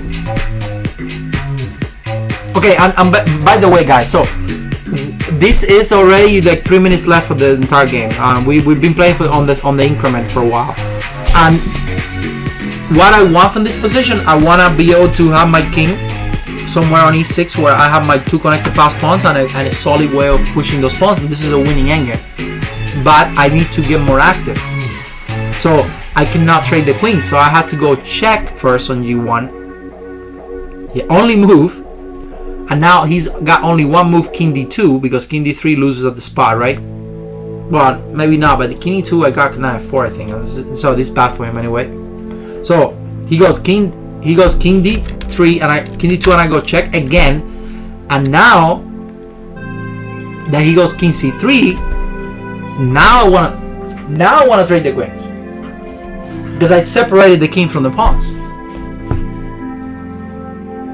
This is insane. I mean, even when you feel like you're already winning, the guy just keeps finding moves, and he was like just making like, you know, funny sounds, like he was like giving up, but he was not giving up. He would just keep making moves and tricking me. So I went queen f4, but the problem is that now queen takes, knight takes, and wait, the king is not coming anywhere, baby. Everything is closed. We're not selling today. And now that my king is coming. So he goes queen d3, only move. Otherwise, what are you doing? I forgot, but I think I can play whatever. Then I go knight f2. Then I go bam, check. Now I thought I was winning already. This is okay, easy money, no? There's no checks, there's nothing. But then he's taking the pawn on f7. The freaking knight on the queen is so annoying, you know. And I didn't want to go up with the king or anything like that. No. This is too much for 1 minute, and maybe I blundered the queen. No. So I give him a check, and then I go check. I just keep giving check. I was just like, I'm not giving up one check today. So he goes king c1, check. And at this point, I had 25 seconds left. And I made 2 checks and I got 1 minute. So I had 1 minute to think here. And notice that he can never go there because check, right? So he goes king c1, check on c4. There, and now the bomb is that now the queen protects the pawn, baby. Finally, so I have time to do this move. Knight c5. And now I'm doing queen d3 check and take the knight. So he goes queen c8 and I go check. Well, there's no checks anymore, so I go knight e4, threatening mate in 2. Boom, right? You would think so. I was like, yeah, I'm winning finally. No, the guy finds queen c1 again. What the heck? Trying queen h6 and queen g7. Just keep finding move, man. I'm telling you, we are now on move 90. Move 90. The game went on for 160. 160 moves. So I have to make 70 more moves to win this game. I'm not kidding you. And we're not gonna. Yeah, he was. I think it was 180. We finished three of the continental scores. So that, and each one has 60. So technically it's 180. Hey, thanks for the follow, Psychos. What the heck? I just, no way. I finished at 3:45 p.m. I think, or 3:40. It was like late. It was crazy. So only move to stop queen h6 is queen h3. Sorry. But then now I'm taking the knight, and the knight has nowhere to go. Also, I have a check. Take the queen. So only move again. He just keeps finding these weird moves. And I cannot win yet. Because I thought, oh, I play queen g2 winning, no mate on there. But then he goes queen d7. Are you serious? And then check, doesn't win because king d1, I don't have mate on d2, and he's now threatening my pawn on f7 again.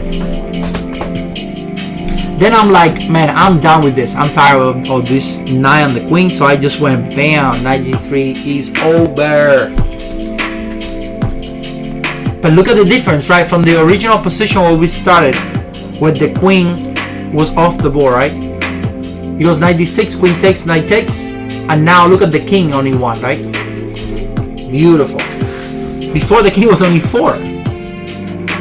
So now I have time to bring my king, so that's what I did. King g6, king c. Important to go knight f5.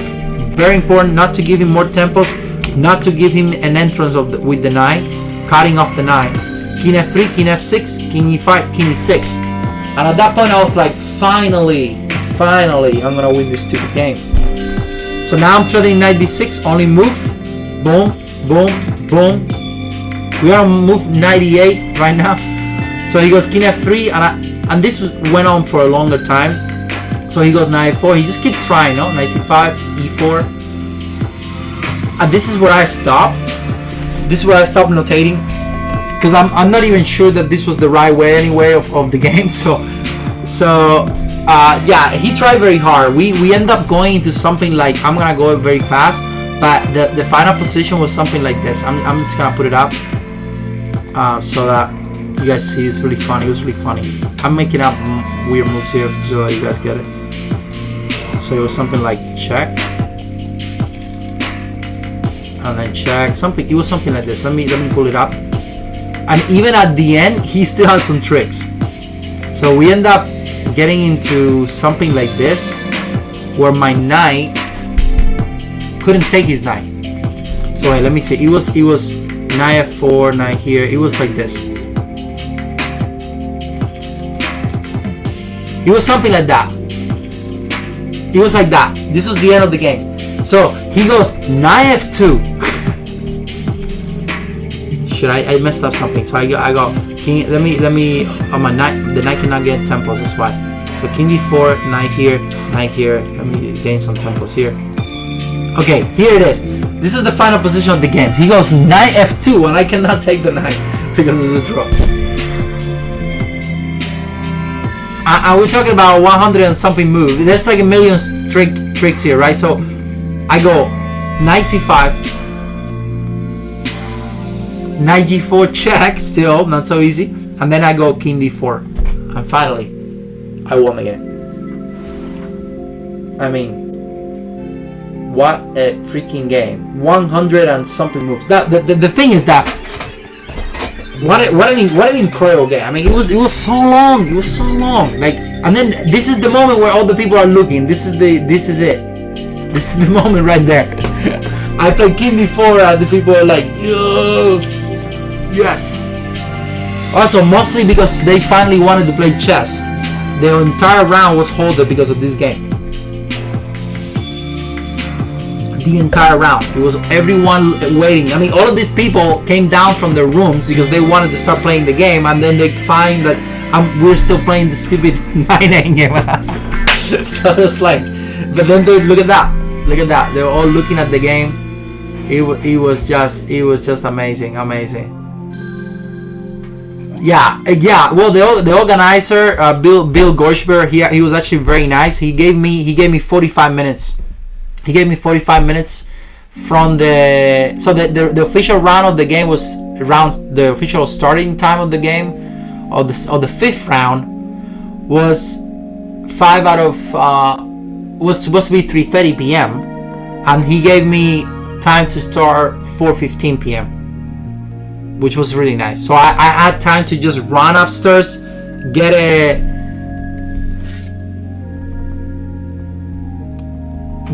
salad, and just get back to it. I mean, literally, I got it. I went upstairs to a restaurant, got a salad, a soup, boom, back to play again with another GM who was actually 80 points higher than the guy. And I was like, you kidding me? With black. They also gave me a black. And I was like, alright, let's go for it, man. And I just beat the guy too. Hell yeah. So, and this guy is very tricky. I mean, I was telling you in the beginning of the stream today, like every single one of this guy won like 40 points in the last 2-3 months. And I think he's over 25-20 or something like that. He hasn't been reported all his rating. He's gaining a lot of rating for sure. I mean, he's definitely a GM. I mean, he's an IM, but he will be a GM for sure. He's a very strong IM. Probably, I mean, he's definitely one of the strongest IMs in the world. No question. He's also an extremely strong blitz player. I mean, you can tell. I mean, this guy. I don't think he has lost a game with White. If you look at the database, he doesn't lose with White very much. Very good player. So. And on Blitz, he blitz with all the best players in the world too. I mean, in chess.com every day. He's a super IM, for sure. So, but guess what, guys? This is not the end of my story with this tournament. This tournament was insane. It was one of the best tournaments I played in a long time, and it felt good because I played really good chess.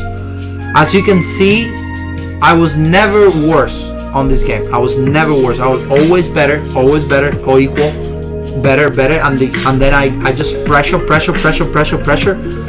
just felt like I was freaking Magnus Carlsen, man. It's like just putting all that pressure on your opponents, and then the guy blunders at the end. I feel like that's how Magnus wins all his games anyway. I was just on Magnus style, you know. It's like a little pressure here, pressure there, and then the guy blunders. 6 hours of game. It's too hard. My worst move on this game. It's hard to say. I think it was not playing. It was not playing Queen Ace. I'm not that sure actually. I'm not that sure, but it was somewhere in the when I play. I think definitely. I think it was probably Knight C6, even though it's not that bad. But I feel it was the move that I didn't think about it. It was just a move that I was kind of making a move for making. Okay, it's not over yet, guys. We're gonna see. Okay, we gotta go on. The next game is even better. I don't know. It's hard to say. Hey, Japanese! Thank you so much, brother. Gracias, muchísimas gracias. I don't know. I forgot how to say thank you in Japanese. Is arigato? Arigato. Arigato. I got it right. Or is that gracias? That's thank you. Isn't it arigato? I think I got it. Well, I'm definitely not pronouncing or reading that, but I think it's arigato.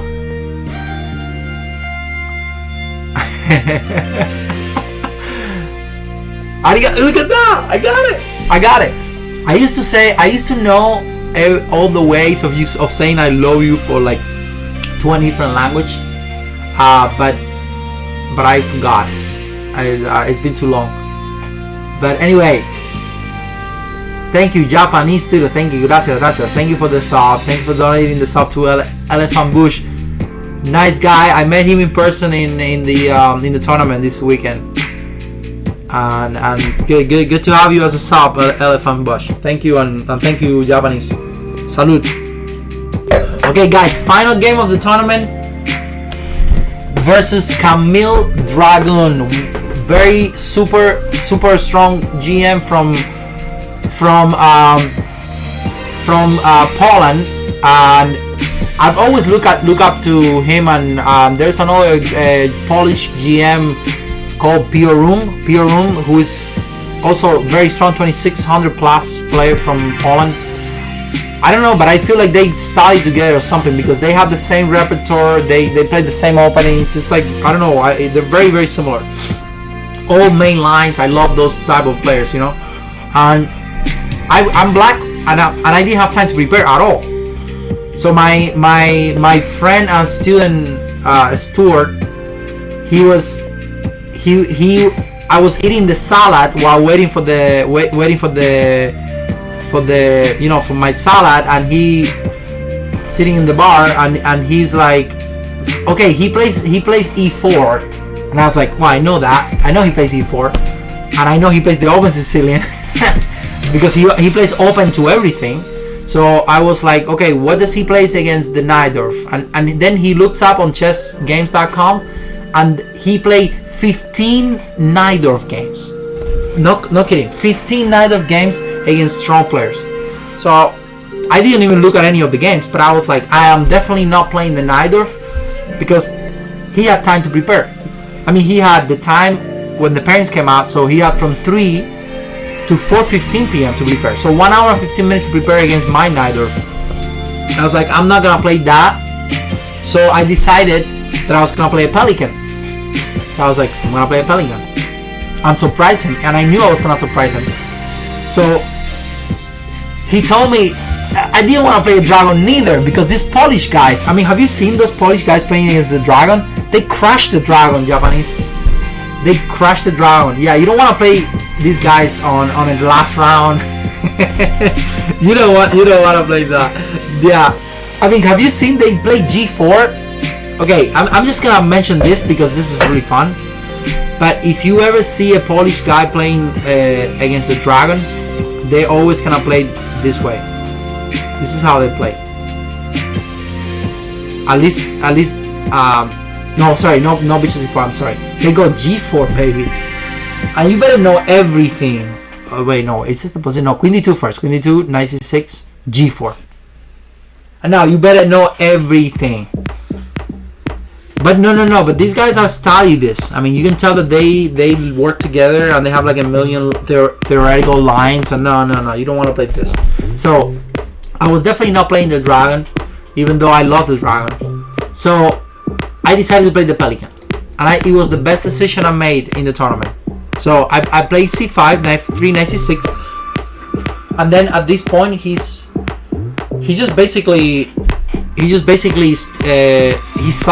about it for a second, because he was obviously not expecting me to play Knight C6. He thought I was gonna play D6, and he was instantly gonna open Sicilian, play the Najdorf, and I was not gonna play that. So I played Knight C6. He goes Knight C3, and I was like, whoa, look at that. Surprise. Anti-Sicilian again.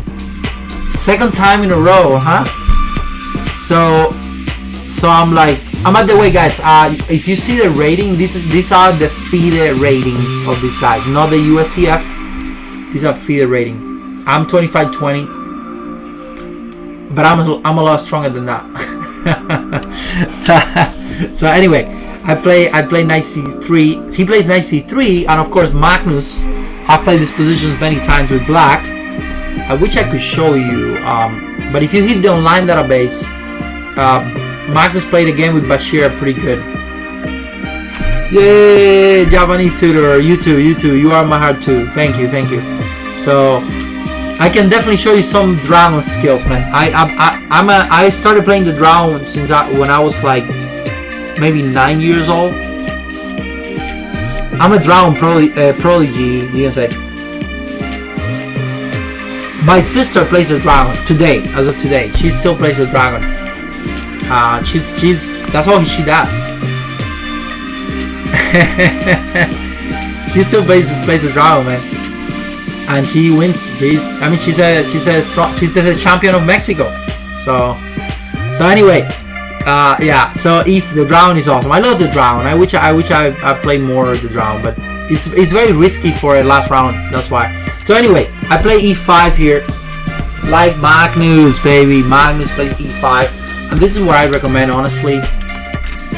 I don't believe in second chances. So if you're gonna play D4, play it right away, or you're not gonna play it again. You're done. That's it. So E5. You're not playing D4 again. So if you didn't play D4 like the Pelikan and get on the main line, that's it. So he goes Bishop C4, all the typical stuff. This is the anti-Pelikan, one of the many.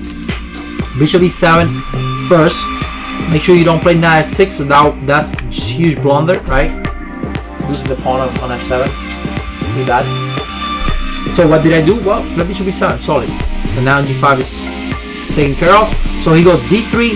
I play d6. Again, another move. It's kind of a waiting move. And then he goes knight d2. Now the typical line here goes castles, knight f6, knight g5, castle f4, and then there's a million more theory here. This is just one of the beginning. This is just the beginning of the line. So, and you know this is okay. It's a good line. I think bishop g4 is the right move here, and there's a lot more theory here. Pawn takes pawn, knight d4. Or h6 is played at some point. I don't remember very well, but this is it. This is the position, right? So he goes the Magnus way, or the Bashir way. He goes knight d2. Then now I made a move that was only played by Anand. On the next move was only played by Bishi Anand, and then me. No kidding. So what would you play now? Let me actually confirm that. Let me just play it. Let me just see. I think at least on the top players. Oh no, I'm lying. He was also played by Kramnik.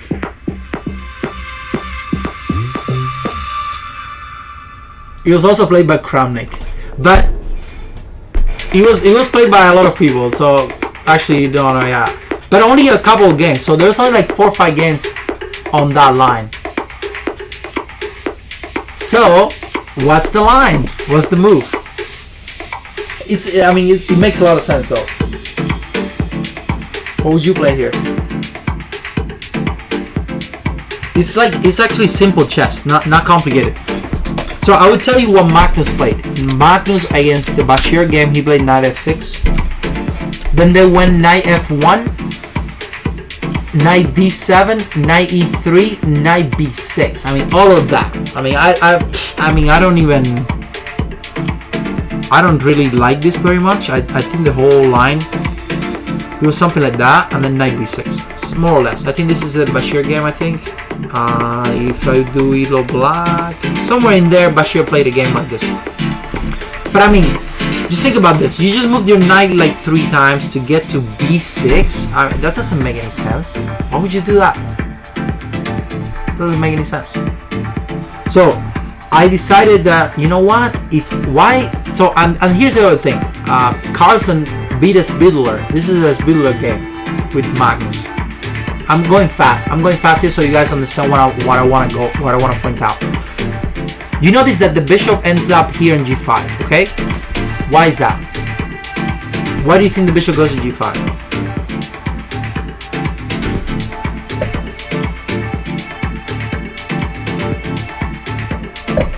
This is not my game. This is a Magnus game against Magnus Black against Spidler. Why do you think the bishop goes to g5?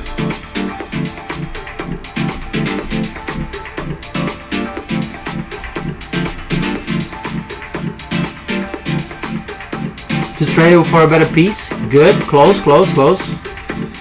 Very close. Knight e7? No. Even though I like that move, I like knight e7, but yeah, that knight e7 would be a good plan to put the knight on g6. I like that idea. No, but the main thing here is that this knight is gonna move at some point, and when that knight moves, what do we get? We trade the bad bishop for the good bishop, baby. Life is good. Life is just good. That's it. Bad bishop. Look at the pawn structure. Now, what do you think happened in the game? Well, Magnus goes king h8. Now, look at this game, because you're gonna remember this game by looking at my game. And honestly, I didn't know this game. I looked at it a long time ago, and I did not remember anything about this game, because I personally don't like this idea of knight d6, knight b7. This is a Magnus game. So, but somehow I think I played better than Magnus. I think I improved the line. So he goes a3. So a3. So he goes a3, and then And then I go, 1 second. Wait, what did I do? 1 second, guys, 1 second. Let me put that. So, wait, is the music okay, guys? Because saying that the music is loud, just in case. I haven't touched the music. Are you guys okay with the music? Or I can turn it down. I can turn it down. Actually, I don't think I can turn it down more. It's like, I think at the lowest it can be. Let me try. Okay, here we go. You might even hear the cars now.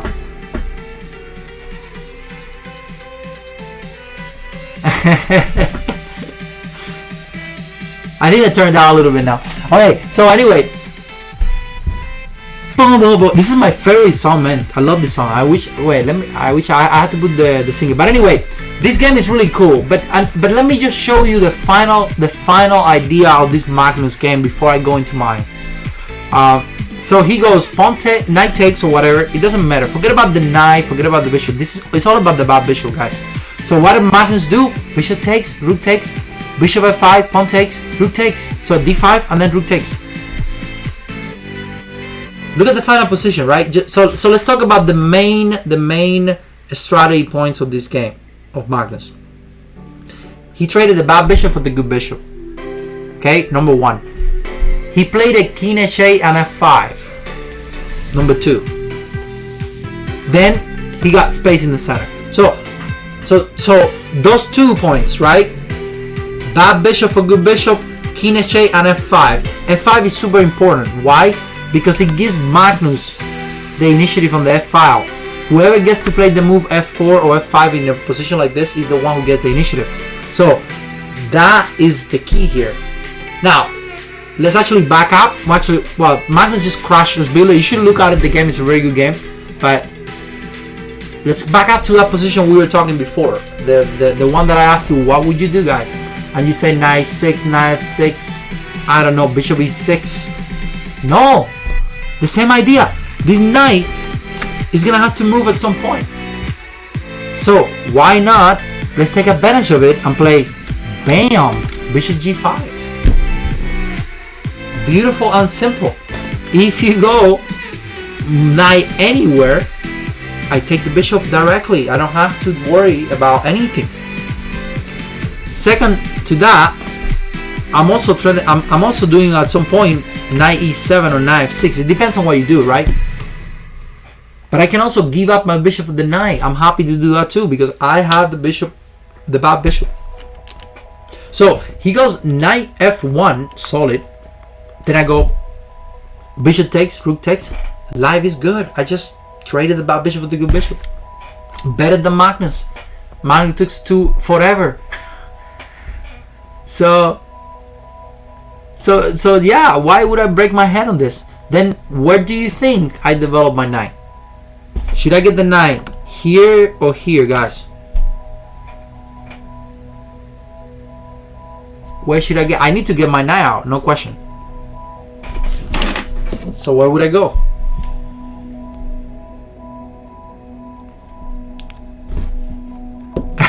Develop to h6. Is that like a man or like a national master? Knight h6. Interesting. Knight h6. So knight h6. Oh man. Oh, what am I doing here? Knight h6, huh? No, baby, knight e7, of course. I'm definitely not gonna put my knight on f6 if I want to play f5. I need to play f5 just like Magnus, just like what we know we need to do. We need to play f5 before the guy plays f4. So he goes knight e3. Thanks for the follow to set. Castle. Then what do you think I did? Wait, you thought about knight ce7? Okay, no, that's definitely not an option because we need to develop. We need to get all the pieces out. The knight here would not work. So now what? King h8. I think we all agree, right? I think we all agree that if we want to play f5, we gotta play king h8. And the guy goes, boom, king h8, baby. Okay, I need to change that music. 1 second.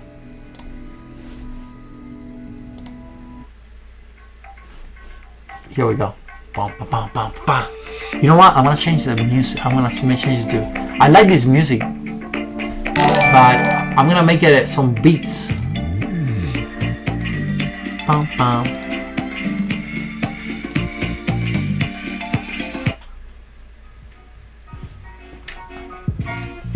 Okay, so king h8, baby, bomba. King h8, and now I'm trying to play f5. So here he goes moved out. I was a little bit suspicious, and you know, when you're playing well and when you're understanding the position, it makes a huge difference, because sometimes people make moves that they seem normal, but they're not accurate. So when you're not in good shape, like it happens to me, when I don't have the energy to play a good game, I make moves that are not good, that are just okay, or I don't know. I don't even know why I'm doing them, but I just keep doing them, and then that's how you lose games. So you have to make sense. This is a move that seems natural, but it's not good, or it's not that good, because why? You know what? It's not helping him. I'm gonna play f5 anyway. So why would you do knight d5? Now, based on computer analysis, the best move makes sense is f4. He has to play f4, and he has to open up this file. He was slightly better, not much, but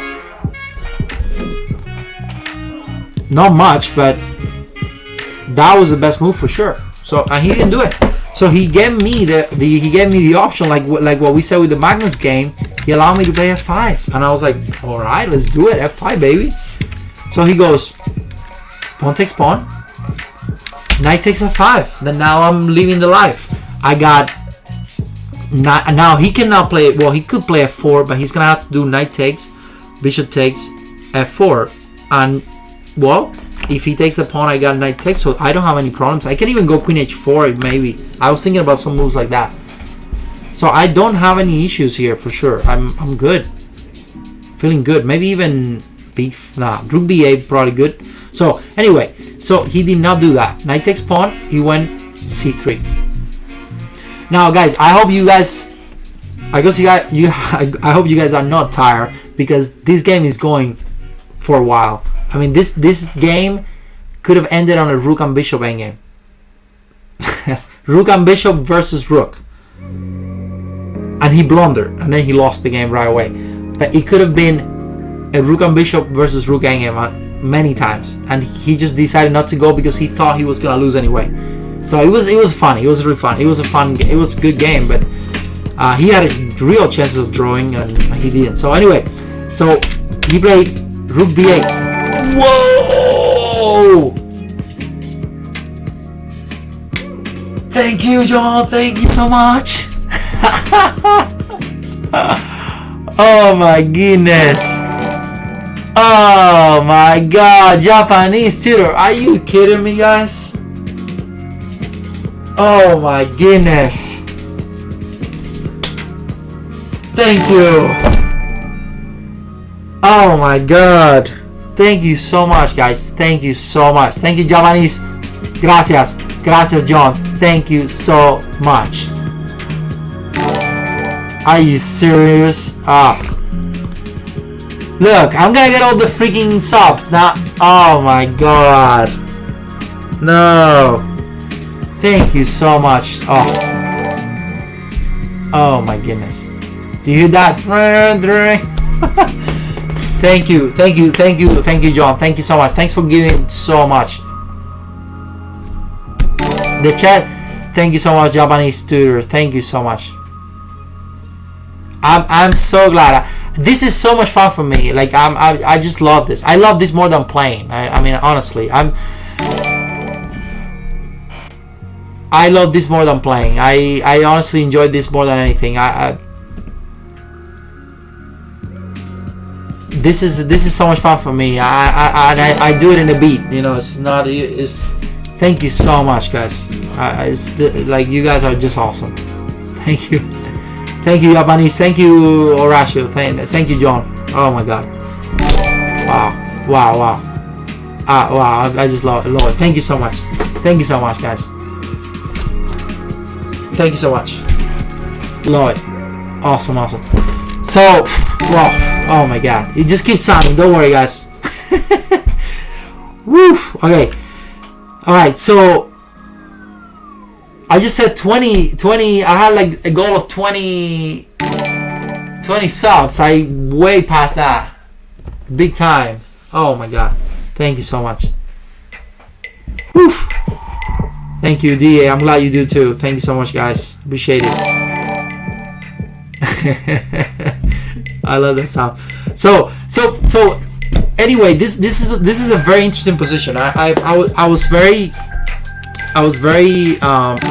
you know so welcome to the channel, welcome to all the subs, guys. We gotta do a sub day for real. So he's trying to play a 4, right? But he has to worry about knight takes knight, so that gives me an advantage. He cannot play a 4 without developing this bishop, which is good. So I was thinking about going bishop e6 or bishop d7 here, but then I'm like, why would I do that? My bishop is gonna develop directly after he takes on f5. So I don't need that. So I go, okay, what do you do on any Sicilian, any close Sicilian? There's one pattern that you always do on a close Sicilian. Can you guys tell me what is that? And I know I already put the move here on rook b8. I already said it, but what is the one thing you always do on any Sicilian? You do the attack on the queen side, baby. You either play b5 or d5 in the Sicilian, in any Sicilian, and you attack on the queen side, and you put pressure on the queen side. It doesn't matter if you're playing long castle, short castle. You gotta do what you gotta do, right? So why not rook b8? Makes so much sense. Play b5, a5, a4, b4. It all makes sense. So I was thinking about playing h6, but then I'm like, well, he doesn't really have to play bishop b3. He doesn't have to play. He can just let me play b5. So it's more accurate to go rook ba first, and if he plays a4, then I play a6, then I play b5. So it makes sense. If you're a Sicilian player, you have to try to attack and play b5 or d5. That's it. You have to do it at some point in your life. You have to do it. So he goes a3, which makes sense to stop that, right?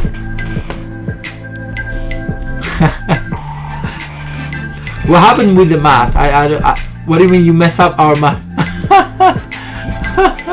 That you gave up more than you were expecting? Oh no, that you messed with my one? That's really funny. Don't worry. So b5. Wait, is this actually the sub goal is like completely out of date? Oh, thank you. Wow, thank you, Giovanni. Thank you, you guys. You guys are just awesome. Thanks so much. W2F. You know, it might not be your fault, guys. It might just be the freaking goal thing. It's just wrong. Out of the bat, it's just wrong. He's saying 19 for like forever. How is that even possible? I don't understand the way this thing, how this works. Let me update this real quick. This is weird. Why is this going down? I mean, I don't know. 1 second. Wait, what's the... Today's 02 or 0224? Still 24? I'm gonna make it 25. 2020. This is so weird. Why is this going down? You're right.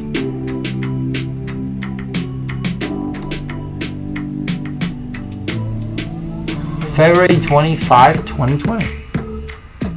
Yeah, it's fine. Isn't that 02020? Call amount 20, starting amount 19. Whoa, what? Did I do something wrong?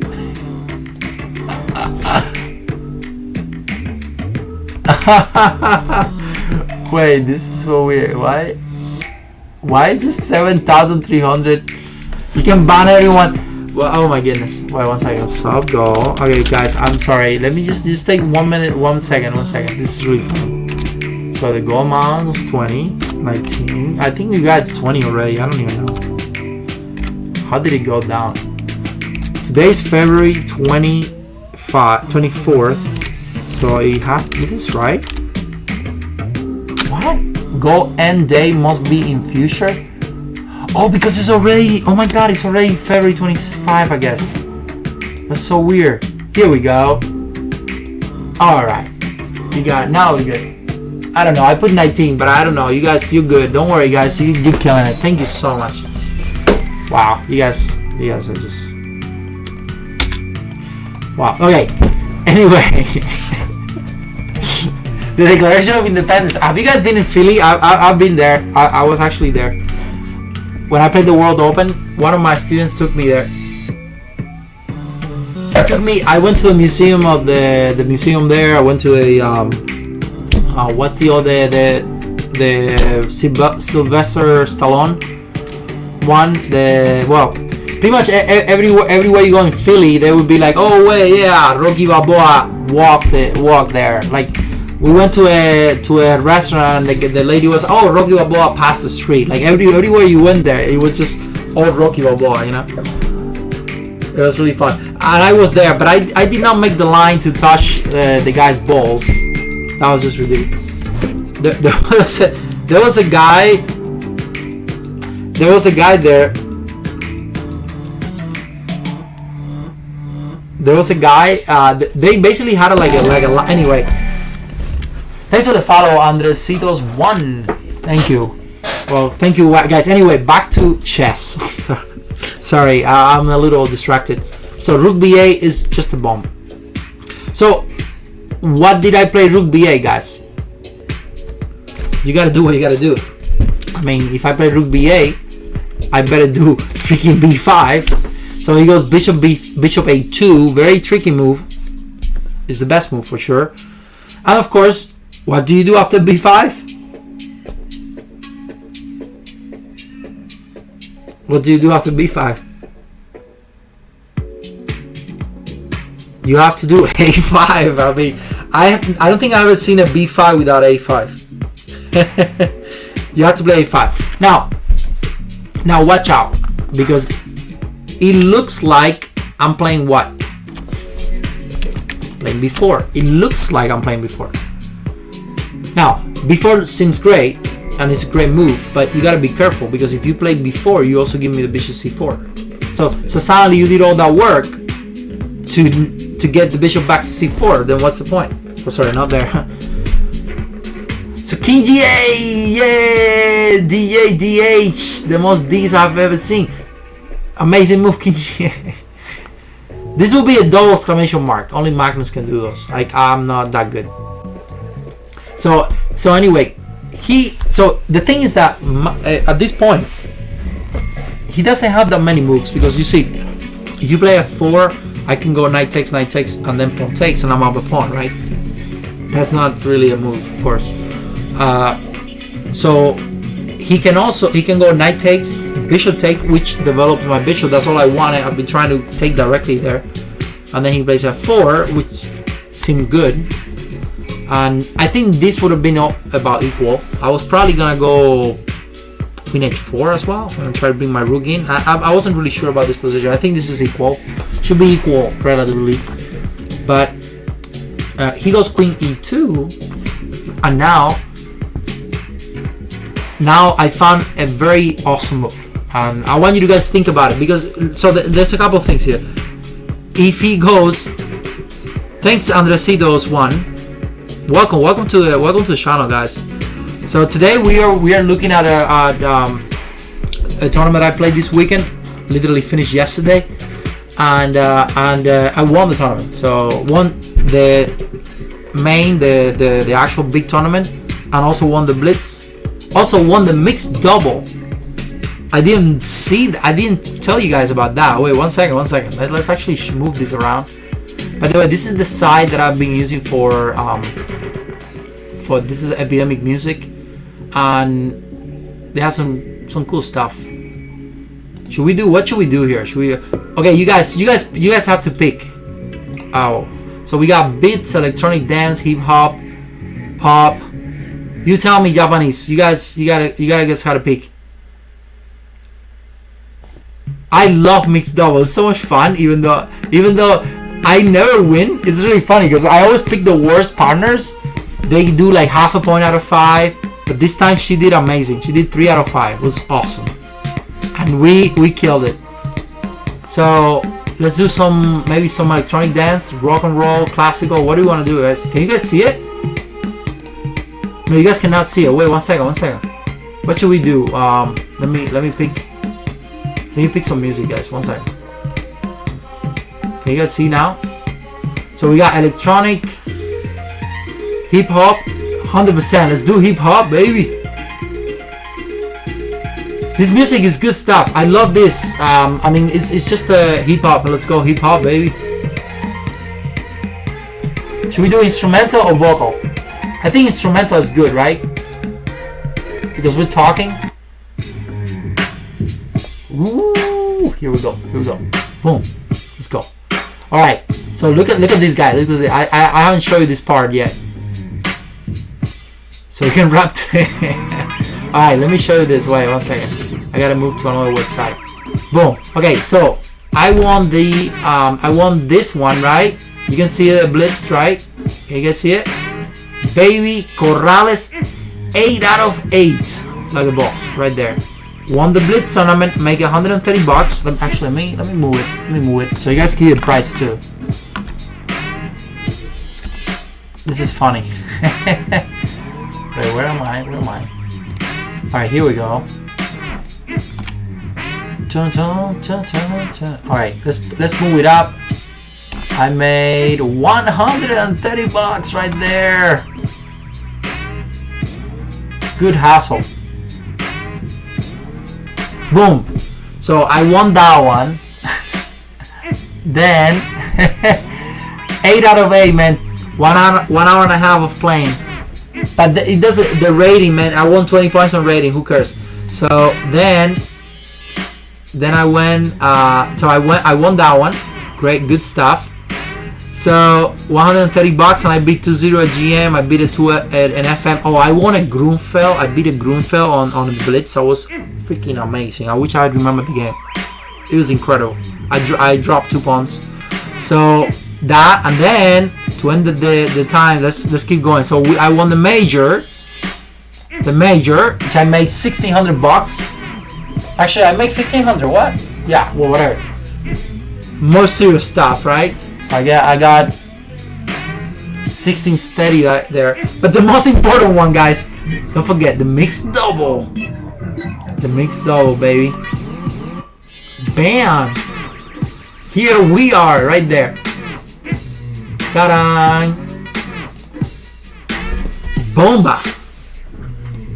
Making a whole $100 like a boss. Yeah, because you get $200, but you have to divide it between your partners. So funny story about that though. So usually you have to hustle for your mixed double partner because the girls are like super, like you cannot find girls in the tournaments. It's like really hard. They're all taken. So I played my first round, and then the second round you have to get a partner before the second round. So I was like, man, I'm just gonna ask the first girl. That's your pickup line. That's your pickup line. Oh my god. Oh no, this was a girl. This was like I don't know. She was maybe 12 years old, something like that. But she was with her dad. So I looked like a creep because I'm like, hey, do you have a mixed double partner? And the dad goes like, no, we don't do that. And I'm like, wait, do you know what that is? I mean, it's actually I'm actually a grandmaster, and I'm just asking you because I need someone to partner with. And she goes like, no, I don't know what that is. I said, no, it's a prize, and it's free, and it's fun, and you don't have to do anything, it's free, you don't pay for it.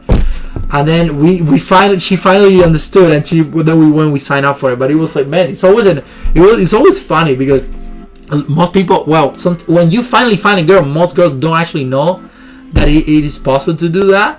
So it's a hassle. But anyway, I won the mixed double. I won the major, the big one, of course, and I also won the blitz. So all of it, man. Well, I didn't get the first prize on this, but I got second prize.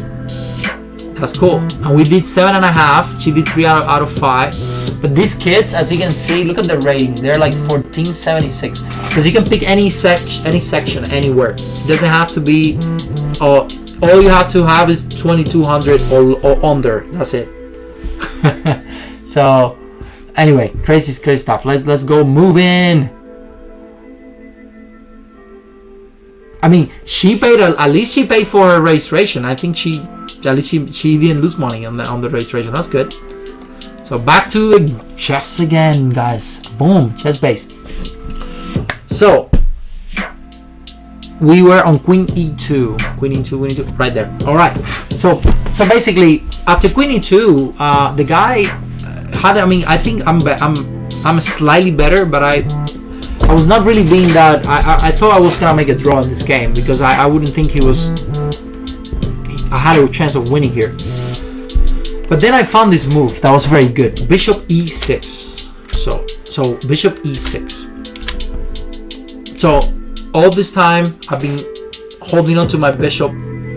I did everything I could do on this side. I couldn't really improve more because, again, if I played the move B4, he goes bishop C4. He just ignores it, and now his bishop is back in the game, and I haven't got anything from this other than a useless B file that I cannot use for anything. Well, basically useless. That's what useless means. So anyway, the bishop is well protected on C4, and it doesn't help me. So let's use the fact that the bishop is on A2 and take it to count by just playing bishop A6. Spicy, like you said, Japanese. The bishop is on A2 hanging, baby. So if he wants to do anything crazy, then the bishop, he has to worry about this baby here because the bishop is hanging. That's what I needed. So now I was thinking about this move. This move is beautiful. Knight B4. That's a nice tactic, right? See if you guys can find the best move here. This was a random thought that I was like, man, maybe he goes Knight B4, but it's bad. What would you do after Knight B4? Think about it. It's a little complex, but I need to go to the restroom. Be back, guys. Knight B4. Then what? You gotta tell me the continuation. I can take the knight. I can do many things.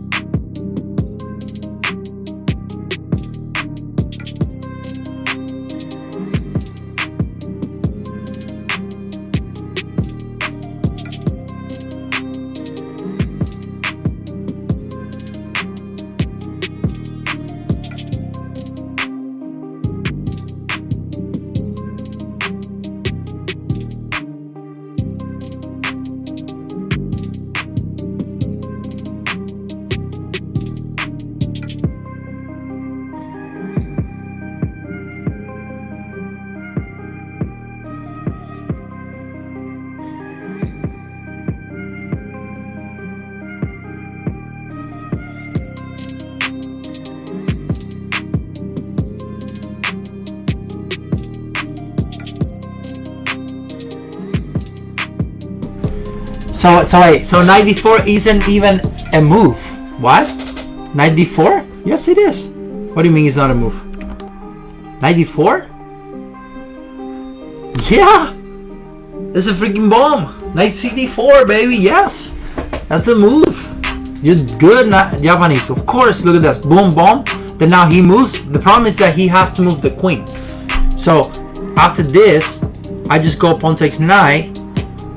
And it's not really even about the pawn. So who cares about that? Well, it's about the fact that I have a monster knight on d4 now. That's the problem. So actually, wait. I think I could take the knight maybe. Yeah, this is what I calculated. And I was like, you know what? I am definitely better because I can go knight d4 actually. Before that, to annoy him, and then I can take the pawn on b4. So this is what I thought. I was like, okay, I'm definitely better. Why? Because I have a strong knight on d4 protected by another pawn. That's a really nice outpost. Bomba papa, bomba bomba, and then we can dance some salsa if you want after that. I'm gonna take the pawn on b4, and yeah, maybe he has a chance of a draw. Yeah, but I'm hassling here. I got queen d5. I mean, there's a lot going on here. I was happy with that, no? So of course he was not gonna do that. So he went f4, which I think was a mistake. This was probably the he can also salsa. So he goes f4, which to me was kind of a mistake. I think again his best move was knight takes knight, bishop takes f4. But you know, this type of mistakes happen when you are not understanding the position. I mean, it's very so sometimes when you're not calculating well, when you're not understanding the position well, you make moves that don't seem bad, but they're bad, and you don't know why. I mean, that's just the way chess is. It's very weird, but you got to be on top of it, or you make mistakes. So what you might think, why is knight takes knight, bishop takes knight, and then f4? Why not f4? I mean, it doesn't seem like a big deal, right? Well, the big deal is that the bishop is still there, and you're pinning.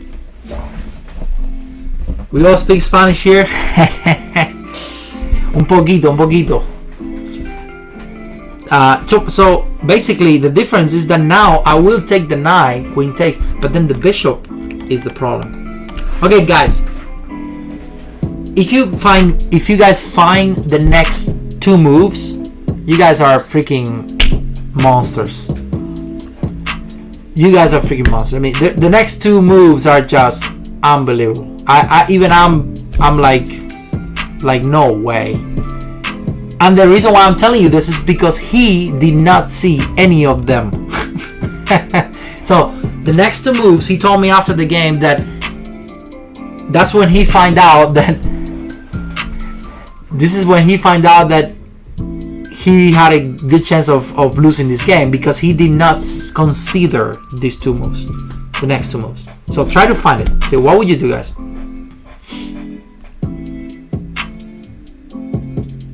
That's a good book. That's a really good book, Japanese. I've looked at it. Amazing book. C4, then B4. That's a fancy. So you're saying C4, D takes C4, and then B4? You gotta tell me both. Actually, you know what? You're right. No, it's not really the next move. Okay. Let's just go easier on you guys. You guys found the best move, the first move, C4. So first move that he did not even consider, C4, bomb. So pawn takes, only move. Pawn takes, only move. Bishop takes C4. Rook takes B2. So far so good. Now the next move after Rook D1, he did not consider. What would you play after Rook CD1?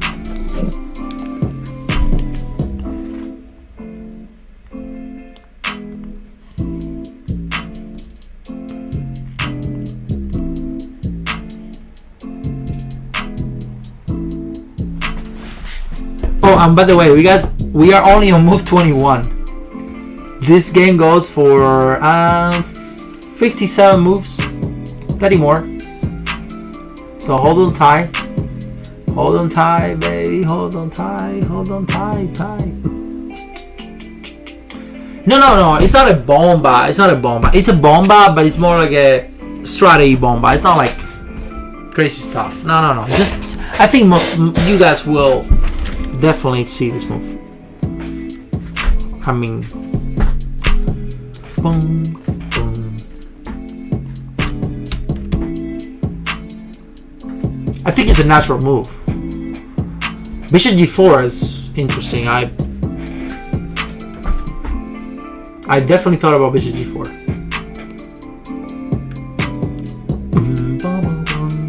Queen e4. No, wait, it's black to move. It's black to move.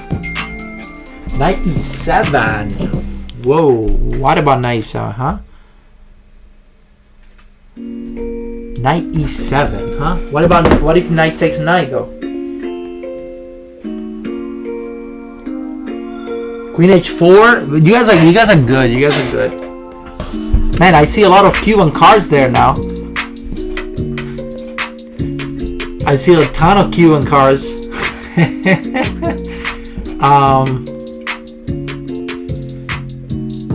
Knight e7. Actually, not Cuban American. Cuban American. Queen h4. I thought about queen h4. The problem with queen h4 is that he just takes the pawn and then there's mate. So that's not an option.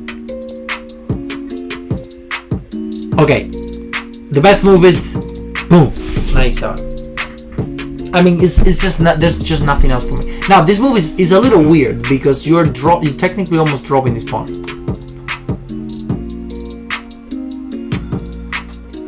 But then this is what I thought. So if he takes the pawn, I go rook takes rook. Also very annoying because he cannot take with the bishop or the rook. Right? If you go king f1, then I go knight f5. So I just keep delaying. Then I got moves like queen g5, queen h4. Things are getting real bad here. Because you see queen e4, I can make a move like queen g5. Let's just say that move. Threatening. Actually, I don't know about queen g5. That looks weird.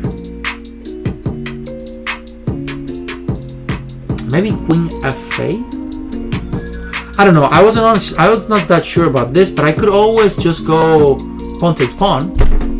And if you go queen takes e5, and then I go queen g5, then I'm mating you in g2. So I mean, there was a lot of tactics, and I felt like at least I have some real compensation here. There is some initiative. Maybe I'm dreaming, but I think I have some real compensation. So he didn't even consider this move, which was interesting, no? He thought maybe he was just worse, and he went for queen e4, and now we repeat it twice. So I played bishop f5, he plays queen e3, I went back to e6, he went back to e4, I went back to f5, queen e3, and within those times he was playing very fast. I was playing slow. I was trying to figure a way to make something happen, and now is when I made it happen. So the next move is the hardest move. It took me like 25 minutes to figure this out. See if you guys can figure it out. It's a tough one. Because I'm not fighting for equality here. So if I had equality, I would just go back to e6 and then make a draw. So I'm fighting for a win. Queen a1, that's not possible. Queen a, maybe you mean queen a8.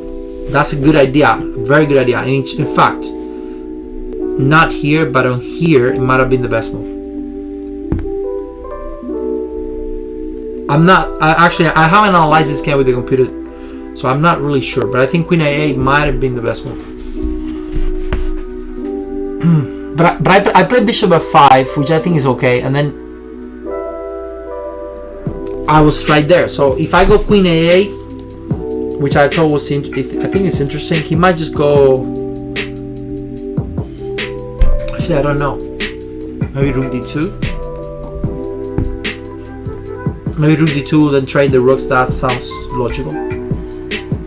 So not really an option there, I think. This is a very difficult move to see. It took me 25 minutes where I was not really seeing anything. All I was seeing was equality. I couldn't figure out anything that was good. good move. I thought about knight g6, but knight g6, he takes the pawn on e5 and knight takes.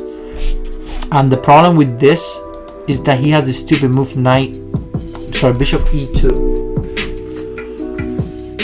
And the problem is that now he cuts off my rook and he's out of the pin. So where are my threats?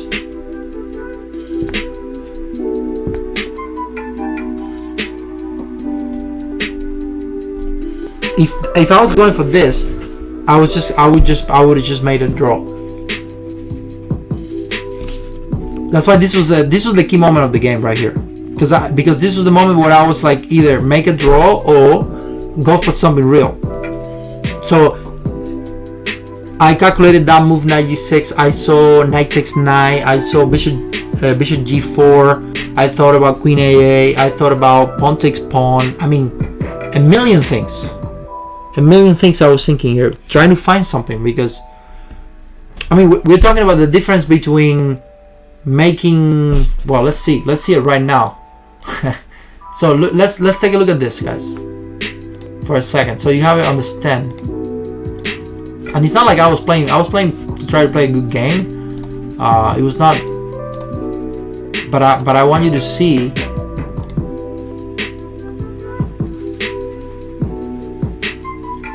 It's a very difficult position, that's for sure. But look, let me just show you what the difference was. Look how much Shabalov made. So Shabalov made $500. So if I would have made it a draw, it would have been 2,000 divided between 3. So it would have been actually, it's not bad. It's like 600 something. That's actually pretty good. I thought I was gonna make $200. So that's pretty good. Actually, it's much better than normal. I thought I was gonna, because how many people tied with 4? That's the thing. I thought more people would get to 4, but not so many people got to 4. I thought there would be like 4 or 5 people with 4. Oh wow, so that was not bad then. Then that's okay.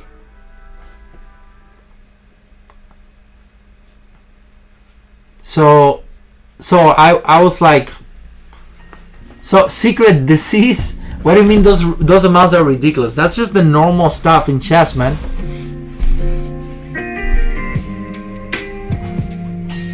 Do you mean ridiculous in which sense?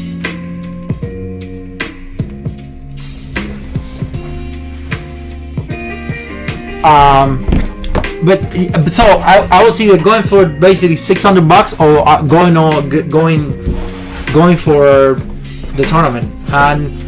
But I was not just playing that. I was just trying to play a good game, and I didn't want to risk throwing out the entire tournament by losing the last game. That just makes no sense. E4. Well, E4 is not a good move, for sure, because for many reasons.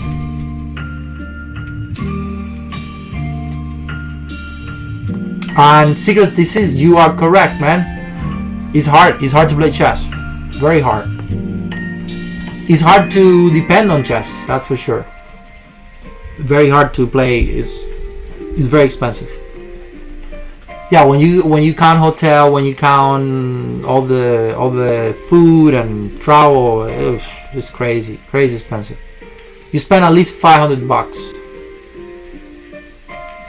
You have to do lessons, online lessons, or you have to be very strong, like 2,700 plus, if you want to live well from chess. It's the only way. Playing is fun. Playing is just the fun part of it. But it's fun, but you don't make any money, or at least you make, but sometimes. So so E4 is bad here for many reasons, but the main reason is you're blocking up your entire attack, closing this file. So even if I just go this and I don't know, double the rooks here, that would be good enough for me. Why is better? Too many weaknesses. My pawns are bad, bishop is bad, everything is. Rook d1. Yeah, it's definitely not an option there. Anyway, the move here it will make no sense at first, but you're gonna see why. So look. To understand the move, you have to understand what's happening here. There's a pin, right? No, yeah, this will not do anything. So to understand the move, you need to understand what's happening here. So right now I have 1, 2 pieces attacking this knight, right? And a possible third, queen a. Okay? But the fact is that this knight cannot really move, well, unless it's a situation like this one where he goes knight e3. With the queen on e3, the knight cannot really move because the bishop is hanging, right? So I thought about bishop takes knight, bishop takes knight g6, like an interesting idea, because maybe I could have potentially do pawn takes and then do some crazy stuff, but there's nothing. The bishop is just too strong, protects everything. There's not an option with that. So I was like, what is protecting this knight? The queen and the rook.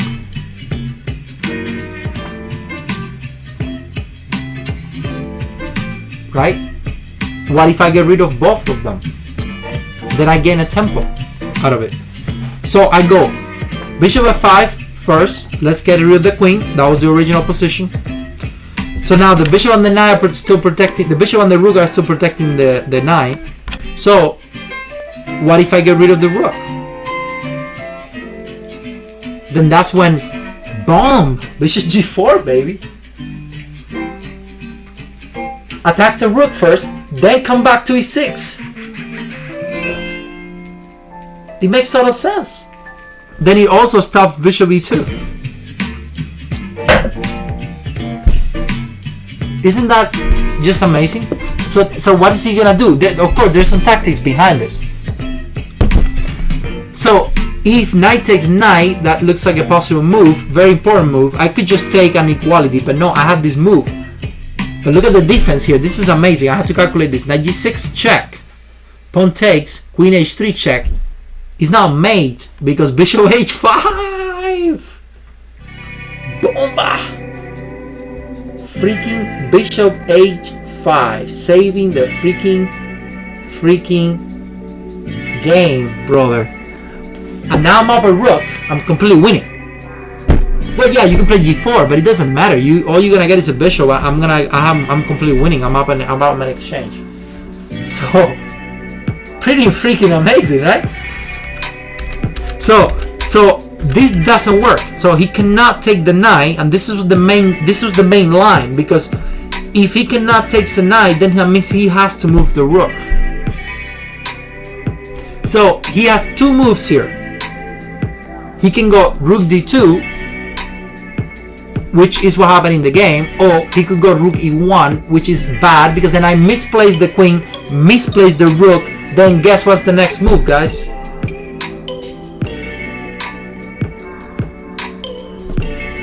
What's the next move, guys?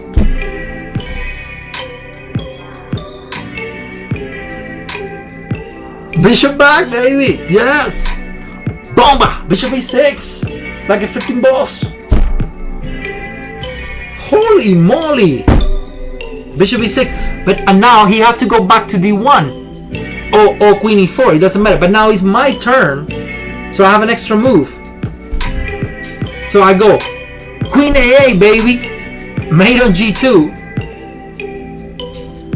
And then against queen e4, I have many moves here. But I was thinking about crazy moves like rook f5. But I think the easiest move is just rook c8 and just crush, because I have an extra freaking move. Isn't that insanity? I mean, what like, how can you come up with ideas like this? You have to think, guys. You have to think. And now everything is hanging. The bishop is just totally misplaced. Rook takes bishop. It's just incredible. How to gain a move in 5 moves? That is exactly what it is. I mean, but it was crazy. But this is not the end, guys. There's more tactic to this. So I'm talking about, I spent almost 30 minutes. I had like 50 something minutes at this point before I made the decision of playing bishop g4. I went down to 31 minutes. He had 22 minutes left when I played the move bishop g4. and he saw the danger of rook e1 and the fact that the rook has no other place to go, because rook d3, I go bishop e2, then I'm just winning. I mean, look at all this crazy shit in this game. It's insane. In a game that looks simple, right? So what can he do? Only move rook d2. So what can I do? Well, here's what I'm thinking. This is why I played. This was the other line that was my main line, because there's only two options here. Either knight takes knight, rook d2, or rook e1. That's it. I had to see all of it before I made the decision of playing bishop g4, because I had a draw in a position that was probably drawish. So he goes rook d2, and then I calculated rook takes rook. This is what happened in the game. Sorry, no, rook takes rook is bad. I had to take the knight, and this one is beautiful. So if he does rook takes, I go pawn takes, and if he goes rook takes f4 to get the pawn back, I go rook b1 check.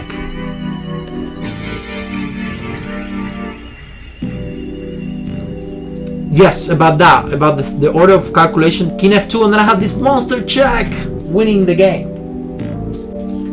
I mean, it's just incredible. Like queen h4, I'm still like shocked now. I calculate all this stuff.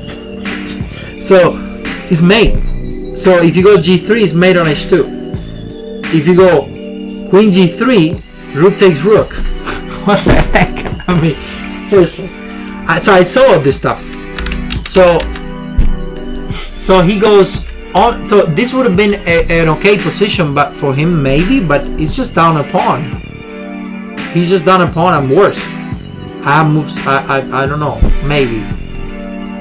I have ideas like mate here, right? So I could eventually go queen h4, something crazy like that. That if he takes here, I might have some stuff. I don't know. There's just so much tactics here. There have to be something, right? This is good. This is what I was looking for. I think I might be winning already.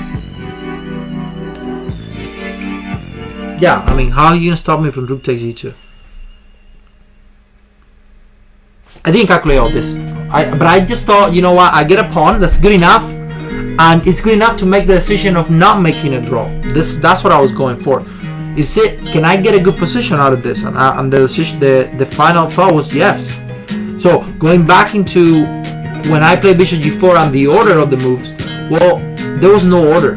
I just saw what I did is that I calculated all possible moves that were decent. So my first thought was knight takes knight because it's the most dangerous one. That was the first one that I had to take care of before anything, because it's mate. We were talking about a mate on h3, so I had to see that one first. Second one was rook e1 because it was a move that did nothing. Actually, no. Second was rook d2 because it was the most solid one, and then the last one was rook e1 that looked bad because I knew that gaining a tempo was always gonna be good. So basically, the two real questions were rook d2 and knight takes knight, and all of them end up going good for me. So I was like, hell yeah, I'm gonna play this position. I had to play. So he went rook d2, and I went knight takes knight first, forcing him to take with the bishop. Then now rook takes rook, only move queen takes rook. I calculated all this. I'm not kidding you. I saw everything. Otherwise, I would have not played this. Queen b6 check, and the most beautiful move is that if he plays king h1, that looks like the natural way, rook takes f4, then you might think, oh, rook takes rook, but I have mate on b1. I had freaking mate on b1, and then black is just winning right away.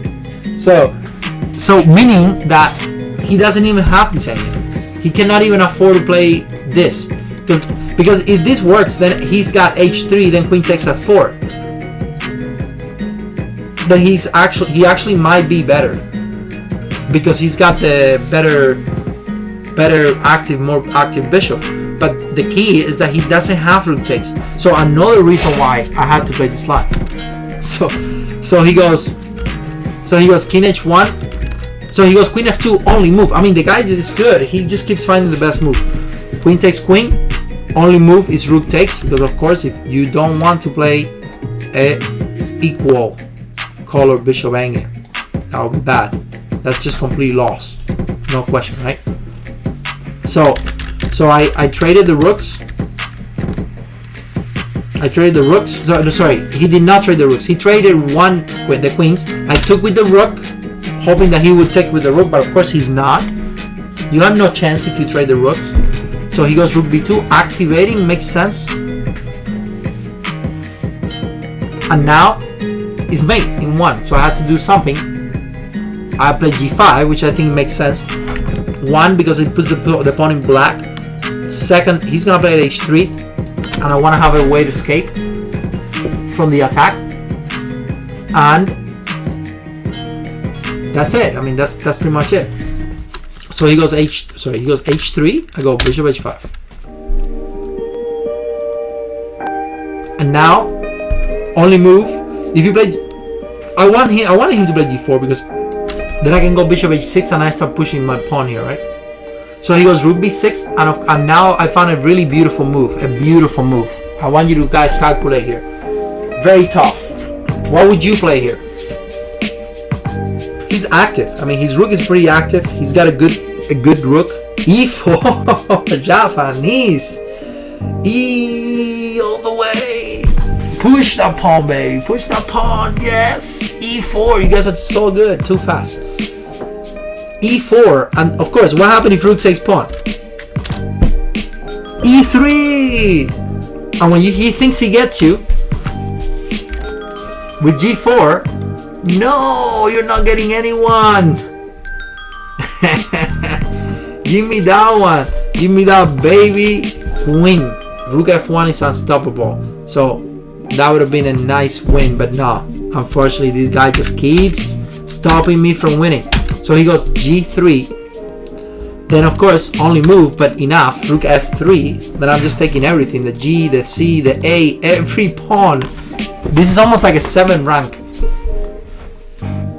That's 6 rank, right? It's the pawn, everything is there. So rook, bishop takes a4, bishop takes e4, only move. Take the old pawn. So now I'm up not just 1 but 2 baby pawns. 2 pawns. Now I did mess this up, guys. I was so winning and I messed it up. But I'm gonna show you why. I'm gonna show you the way. This one I did at the end. I analyzed it a little bit. So he had to take the pawn, and now is when I messed up this. So I played bishop f7, which was actually okay. Bishop f7 was good. Now, if I take the pawn, he's got this annoying move, rook h6, and I didn't want to give him that because he's got a check. So that's annoying. So, but now, actually, now that I'm thinking, I might have this. Is this possible? Well, okay, but this is a draw because the rook is not on the right place. The rook needs to be on the side. If this rook gets here, then I'm winning because then I just bring my king. But the rook is on the wrong place. This is a theoretical draw because I can never improve my king. Anytime I try, he has enough time to go get that pawn. So that's not an option if I wanted to win. That's why I didn't play that. So I played bishop f7, which was a great move. Bishop f7, a great move, right? Because now I'm taking the pawn on a3. So what are you gonna do? He goes rook f6, which is actually a huge blunder. And I mean, I had time. I could have thought about this. Could have finished the game a lot earlier than what I did. What would you play, guys, here? This is the key moment of the game where I could have crushed him right away, and I didn't. So what would you do? So bad.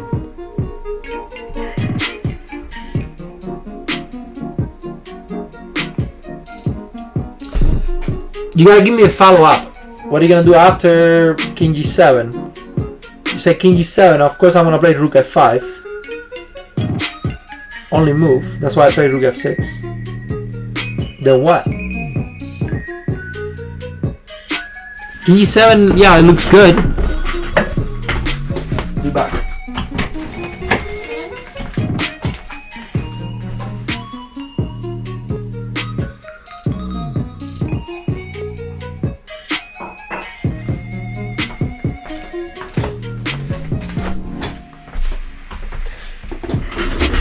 King g7, then what?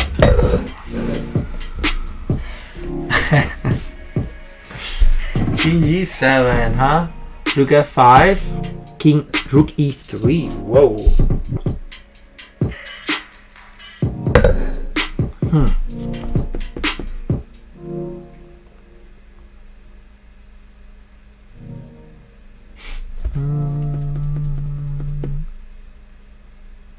Actually, I don't remember now what the move is, but I know. Okay, I know one thing, guys.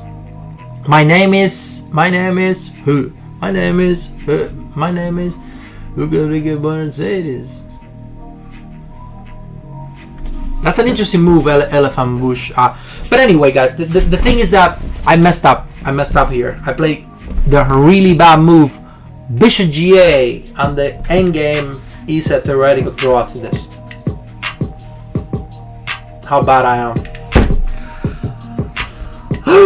But you know why? You know why I made this move? Because I didn't fucking think. I was excited. I saw Bishop G4, G8 ahead of time, and I was very excited about making this move. I have no idea why.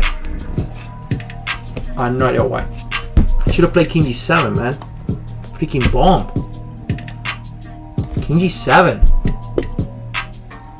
Yeah, that's exactly Boda 99933. That's exactly what I did it. I played Bishop Ga because I thought it was a comfortable move. It looks good. It looks perfect. H7 is protected. I don't care about G5 because here's my idea, no? If I get this pawn to A2, if I put my pawn on A2, I win the game. It's unstoppable. Rook A is a rook. That's what I thought. So I thought while he takes that guy, I got Rook A1, A2, A3, A2, and I win. Well, life is not that easy. Is it? If the guy doesn't move for like 5 moves, then I get that. So I had a chance of activating my freaking king because there is a tactic here. Rook F5. Let me actually put it just to make sure that I remember exactly what the computer says. But so it was Bishop G6. I know it was Bishop. So if you take it was Bishop G6, Rook G5, King F6, Rook G4, and then Rook takes pawn. What? Nah, this is not winning. Is this winning for real? No, it's equal. What the heck? Don't look at this. This is bad. It's equal. It's a dead draw. So I was right then. What the heck? The computer was giving me BS. The computer was giving BS all the time. This stupid computer doesn't know what it's talking about. So the only move is Rook takes pawn. Still, King E7 is better though than what I played. Then Bishop G6, Bishop takes G6. H take, and this is supposed to be better? Nah. So maybe Bishop Ga is not so bad after all. Actually, I think it's the best move. What the heck? The computer thinks that it's better for black, but then once you put a couple of moves more, it just says dead draw. What the heck? Yeah, that's what I was just telling you. That's why, theoretically speaking, this is a draw. The endgame we were looking at there, this one is a dead draw because the freaking rook is too active. There's no way to get that king without losing this pawn. Then why will give up this rook for the pawn? Then the king and the pawn will promote. So Bishop Ga is the best move.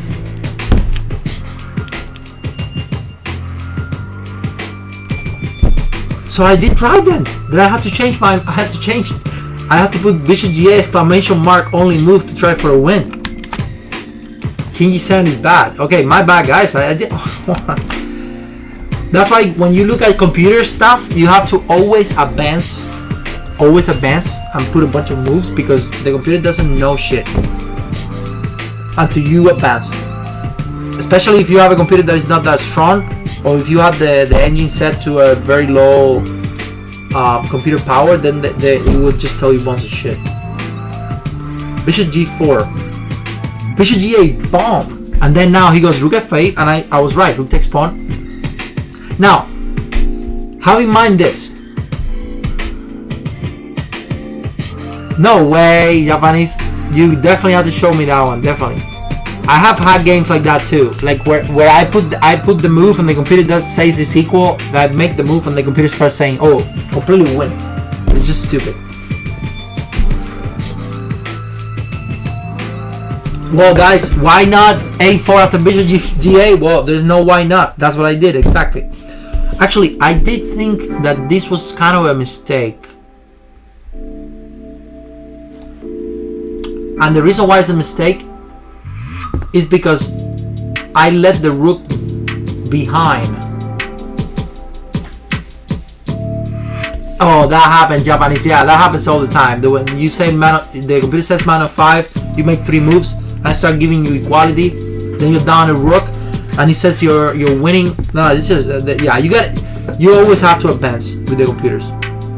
Always go forward, and then it starts changing the mind. So the move here that was supposed to be more precise was rook a1. Now that's a tough move to make, but the idea is to basically not let the rook to get behind. That would have given me a very important tempo that would have probably had a better chance of winning this game. I played a4. That was a mistake for sure. This one's for sure a mistake. Then he goes rook a5. I go king e7 now. Too late. Alpha 0 is too strong, baby. Yeah, I know. So rook a7, okay, king f6, bishop takes h7, and now I thought I was winning here. I was like, well, this pawn is unstoppably getting to a2. I was like, this has to be winning. If I get the pawn to a2, my pawn should be way faster. Oh. Yeah, oh really? Oh my god, yeah. Okay, by the way, at this point, there's no one left on the tournament hall. We were the last people playing chess at that point. There was no one else. This was me and him fighting for the first prize. Everyone else was done already. And I've been playing chess for about 10 hours on top of that. So 6 hours or 5.5 hours from the first game. Right away, took a break, 40 minutes. Back at it again. 4 hours more. So 10 freaking hours of chess, brother. Insanity. So he goes h4, and here's the thing. The key for me to get that promotion, man, I worked my $1,500 hard, dude. That was those $1,700 that I made were freaking hard. I mean, they didn't come easy. I had to work my butt off on those 2 games. 160 moves, 60 freaking moves in the next game. I mean, it was no joke. It was very intense. But I did it. I freaking did it. I hustle, as you can see, every single moment of the game. This is a cheapo, man. This is a cheap web. Some Australian web. $1. I thought you said $1 wine. Close. Probably like a $15 one.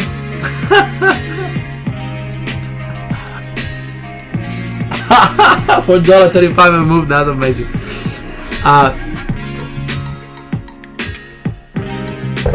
That's a good point. 180 times 5. Yeah, I make about $5 per move. Oh my god. So wait, well, can you believe I won this game? I mean, I don't believe it yet. I thought it was gonna be a draw. So I go check first because I want the king to go up so I can give some checks because this guy's coming up. And this is where I thought I was completely winning already. I thought he had some chances, but I thought I had the big chances because my pawn is already almost promoting. Now there's a very cool idea here for him. So you notice that after rook a6, I have to play. I cannot play a3 because he's gonna go bishop g8 now. He also had this amazing move, bishop b1. That was just fucking insane. I saw it after the game and what the heck, man. He can make a draw in many ways. With this move, is just a freaking dead draw. Because I don't have a way to make it. I don't have a way to make progress. I have to give up the pawn for the bishop, and that's technically a dead draw. But have in mind, that's a draw if you know the endgame very well, and if you have 40 minutes on the clock. With 3 minutes on the clock, this is no joke. I've seen, there's a lot of famous games, right? Rook and bishop versus rook, where the bishop always wins. One of the most famous one was I think was it Anand one? Was it Anand one? Vishy Anand? He messed up and he won. Or was Anand? There's one that was in the World Championship or something like that, and then there was another that was very famous that was on the World Cup. Fernando Peralta from Argentina won the first game on the match of the World Cup against Ernesto Inarkiev, and in the second game, Inarkiev had the rook and bishop versus rook, and Peralta lost the game, and then he lost in the rapid, so he got disqualified because he didn't freaking know the end game. I mean, it's not even about knowledge. I think this is about nerves. I mean, last month I won a rook and bishop versus rook against an IM. I've never had this endgame in my life before. I'm not kidding you. Not either defending or attacking. Never. And in the last month, I had it twice. I had it with the IM last month in a tournament that I won, and then this is the second time I had it. Can you believe that? It's like, what the heck? Coincidence, right? Freaking coincidence. Like, I don't know. And now I was thinking about it. If I'm black, if I'm white here, I would probably lose too. I don't know. I honestly, I know the endgame and I know the defense, but at the same time, I don't know if I can hold it. Bishop and knight in a tournament, I have never actually, but funny enough,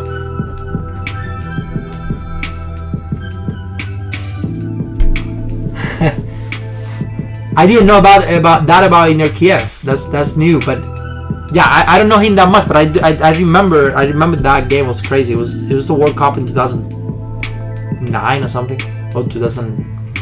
But I did win once, bishop and knight versus knight, and I won the freaking game. It was insane. It was when I was like 12 years old. But the guy fell asleep. I mean, he literally was sinking for I don't know how long, and he times out in a position that was technically a draw. It was just weird. Very, very weird. Oh wow, lucky you, Japanese Zero. But I feel like after these two tournaments, I have to go ahead and practice this thing, because a lot. So, see, here's the deal. A lot of the time, you don't get onto these end games because you avoid them, which is what this guy did.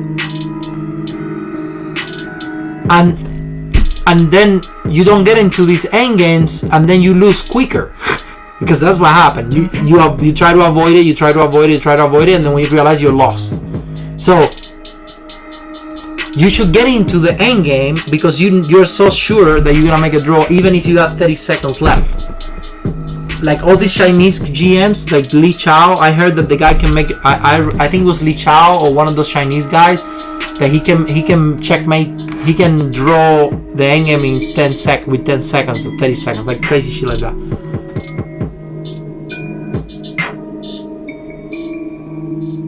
He realized more time came only after. Oh my god, no!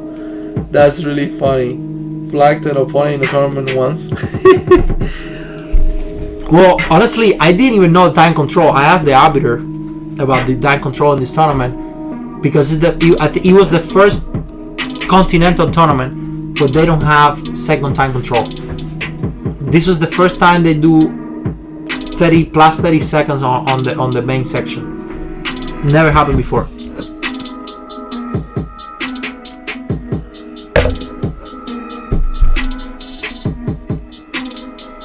I was probably one of my first recent OTB games. Chose to go into an end and down a pawn. I knew I should be a draw against it. That's awesome. Good for you, Boda 99933.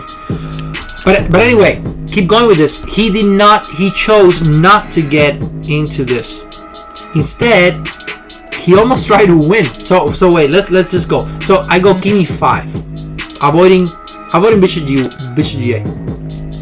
Okay, even though it's not really possible because I can go check, but I wanted to go up because what I came out with is that if I push too much, he can always sack the rook for the bishop and then take the pawn. So there was some crazy tactics like that. Oh, that's your game? Okay, I'm gonna pick it up. I'm gonna pick it up after. Yeah, let me copy this. Actually, Japanese, paste it right before. Paste it again right before the right before we finish this game, because it might get lost in the shot. So we can take a look at it. 100%. We got it. We gotta look at it. So king e5, rook a5 checked, and then, well, if I go back, it's a draw. So I have to go up. Only move. So, but here's the thing. What do I want to do? I want to go up, up, up, down, and then move my rook and promote. And he's unstoppable. There's no way for him to stop me. I can do that. The problem is that he had this freaking move that I missed, and I was like, God damn it! Bishop c. I thought he was gonna go rook a6, then I go bishop c4, get a tempo, then I keep going, because in my mind I thought he has to move the bishop at some point, and if he moves the bishop, then I have the tempo I need to promote this pawn just in time. But then suddenly he moves the bishop and attacked my bishop. So fuck, I was like, holy shit, if I go bishop takes, this is a dead draw.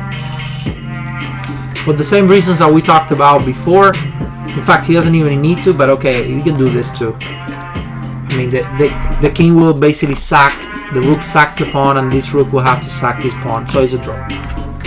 There's nothing.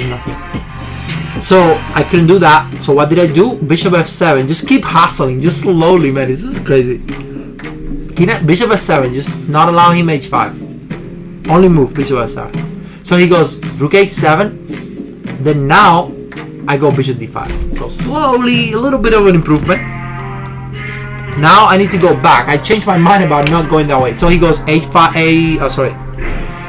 He goes h5, and I go king e5, and then once again he keeps avoiding the rook and bishop endgame.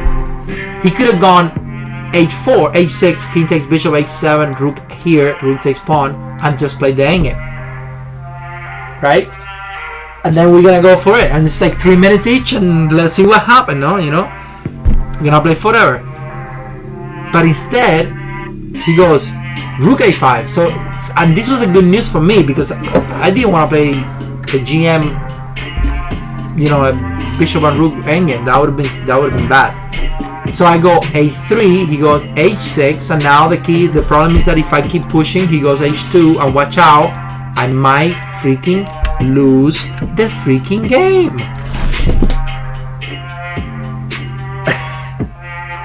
Believe it or not, I could actually lose the game. I think I'm just lost here.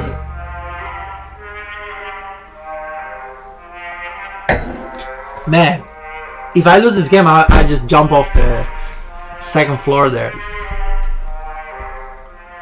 But of course, I saw this. I mean, I was not gonna miss that. So what did I do? Smart. Rook g1 check first. I get bombed. So if you go down this road, I got the done in my pocket. Suicide for $500. Maybe. It's just a saying. It's just a saying. But anyway, the point is that rook g1 check is the only move, but it's just so good because now I'm still taking this bishop. So his rook is kind of overloaded. So if he takes the pawn, I take the bishop. So he goes king f2, and I go rook h1. And again, we're back into that same idea. He just keeps delaying the rook bishop versus rook. He just keeps not going into the theoretical, drawing it.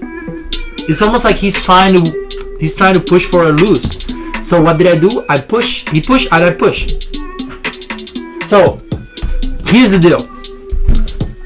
I can never play promotion because anytime I do, seriously, I know, I was the same thing. I was like, freak, I was like, this is gonna be a dead draw. There's nothing here for me. Then I just kept playing and kept playing, and because I didn't see a way for me to lose, I was like, man, maybe I can actually win this. Then there was also some crazy ideas like King F4 that I think I might actually want. If I get to play King F4 here, I think I'm winning. It's just crazy because he's got some crazy mate idea. I have some crazy mate idea. But here's the thing. More than going up with my king or go anywhere, my king needs to be here. So if I get my king to G7, then I can just promote the rook, the queen, and then rook takes pawn, rook takes rook,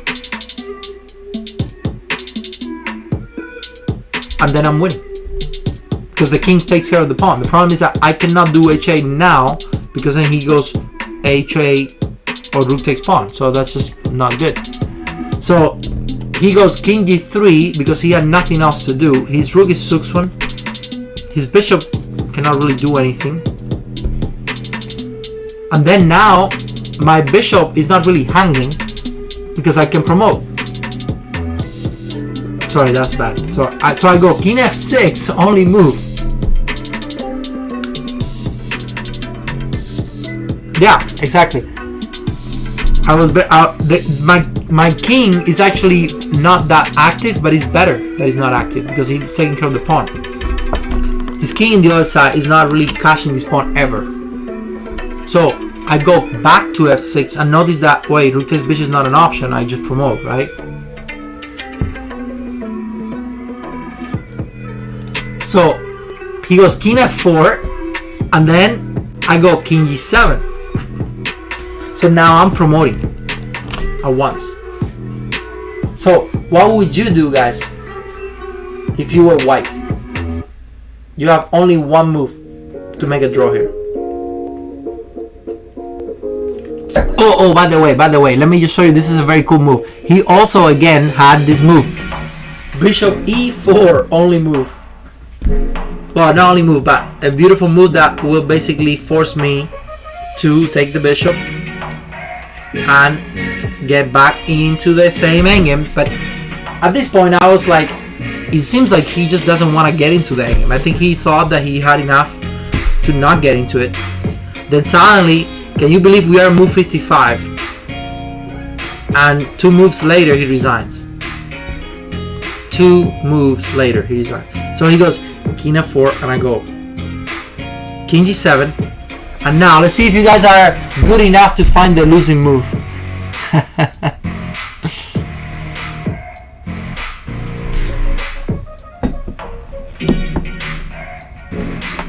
Yeah, it looks like, exactly, it looks like he has a real chance of making an easy draw, but he made one move. The next move, I make another move and he resigned. That's it. The end of the game.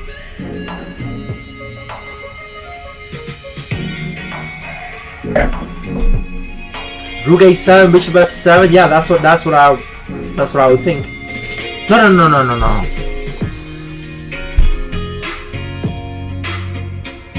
Rook A7, bishop F7 doesn't work. Rook A7, I go king H8.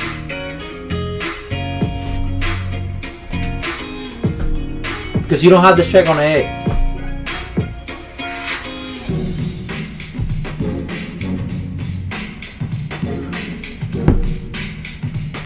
But I don't know. I'm just a guy. I'm just a guy from Boston.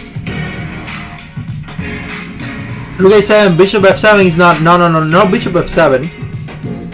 If you do rook A7 check, I go king H8. Bishop E4, beautiful. That's actually a very nice move. I think he had that too. I think he had multiple draws, honestly. Bishop E4 looks good.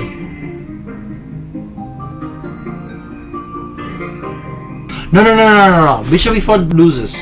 If you play bishop E4, I got rook F1 check. Bomba. First. Then now, what do? Such a weird move. If you go, yeah, like what are you gonna do now? That's if you go here. Let's say I go bishop f7. Oh, king g3. Oh, GM Ray Ronson, you're awake? Are you serious? Oh man. Did you see the result? Did you see the result? Wait, let me show you. Wait, I gotta show you, man. Do you see the result, baby? Look at that. Bomba. So 4.5 out of 5. 111 points. Made some cash. You know. Oh wait, and the most important win of the whole tournament. I have to say it. The mixed doubles. Yes, I made money from the mixed double. I mean, that's just symbolic. I mean, things just don't get better than that. I mean, you just cannot get better than this. If you make money on the mixed double, I mean, it's way harder than making money from the main tournament. Big time. So last tournament I did 4.5 out of 5 and my partner did half a point. Half out of 5. But this time I got 3 points from my partner, so yes. Good job. Amazing stuff. Back to chess. This is yeah, I pay for registration. Pretty much. That's what happened. Well, she did too. She did a good job. Anyway, so very weird. I think honestly, there are multiple ways to make a draw here, but of course, I'm hustling. No, with 3 minutes left on the clock, the guy had 3 minutes left, and I'm rook and bishop. This is almost technically winning. This is like winning endgame. And he obviously wasn't that sure. He told me after the game, yeah, I didn't want to go for it. I think I was gonna lose the game. Those were his words. So I think he was actually gonna lose the game. Because I mean, I won the game a month ago. I can win it again. The same end game. So anyway, he goes, the fantastic move, the best move of the game. King G3, you guys are so good. What? No. King G3 loses at the spot, right? I just go, hey, win, right? You have to understand, guys. I'm going A1 wins. One move. Rook takes pawn, rook takes rook. That's it. But he did the worst possible move you can make here. Okay, I'm gonna give you a hint. There is one way, only one way, you can make a draw without giving up the bishop. So without getting into a rook and bishop endgame. But you have to do some calculations. For sure.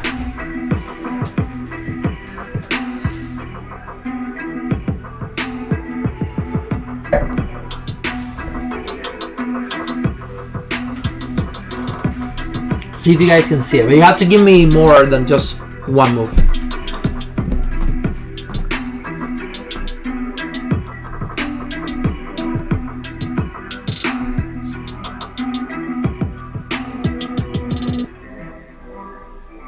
It's pretty tough. It's pretty tough to calculate. It's hard to calculate. I mean, I'm telling you. I mean, I think I was winning. At this point, I'm already just winning. Because it's not hard. It's hard to make up this move when you got 2 minutes left. You know, even 1 minute. I think he had less than 2 minutes.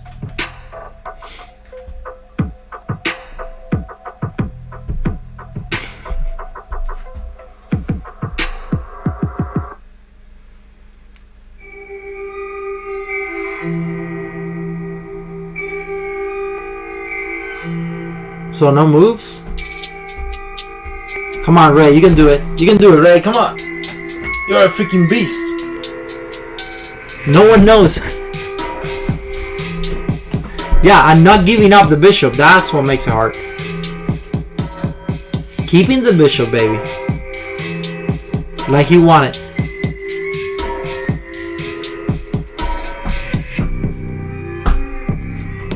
What a hassle. I mean, I'm honestly so proud of myself. I mean, I cannot. You would try king e5? Okay. Okay. Ray would try king e5. Anyone else goes with king e5? Raise your hand. Rook h7? That's not possible. You mean rook a7? You mean rook a7 maybe. Andresitos. Torre a7. Torre a7 no. Torre a7 no. H. Try to deflect the rook somehow. Maybe. Magic. So Ray goes king e5.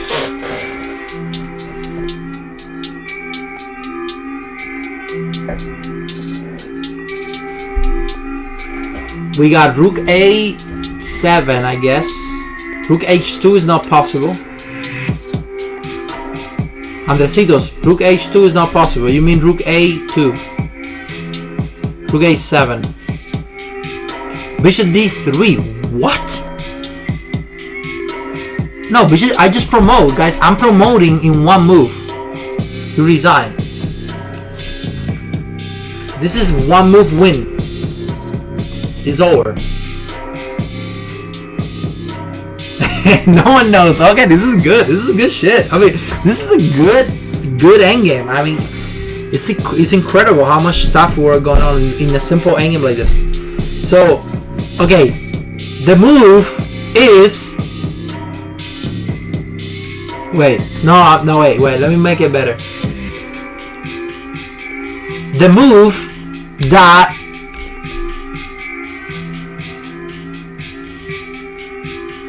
he played. Well, no, that's not good. That's not good. Okay, sorry. So the best move is king e5, baby. But you know what that move is good for? To lose.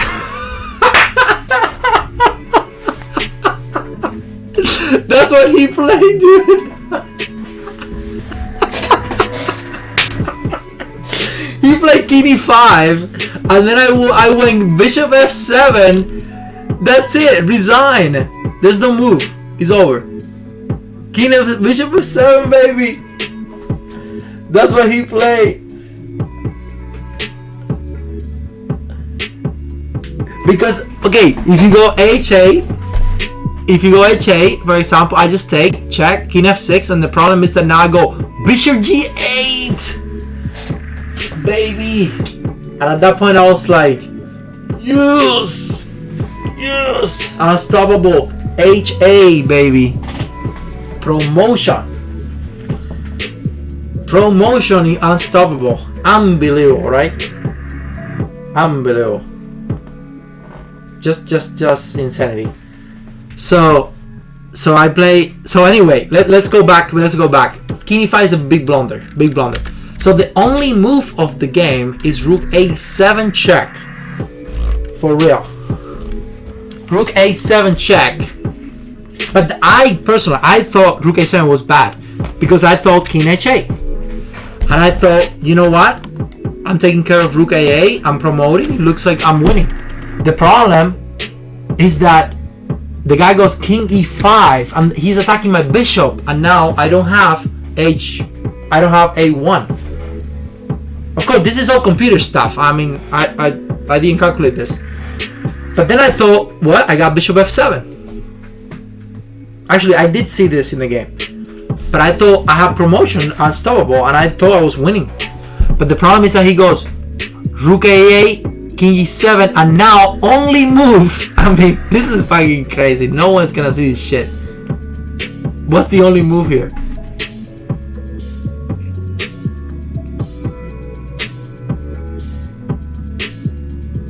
Well, I don't know if it's the only move. King F4? Are you kidding me? Come on, who's gonna see this? Only Ray will see this. King F4. I mean, that's a joke. Because you have to get out of the checks. I mean, it makes sense. It makes sense. Because I'm playing promotion, right?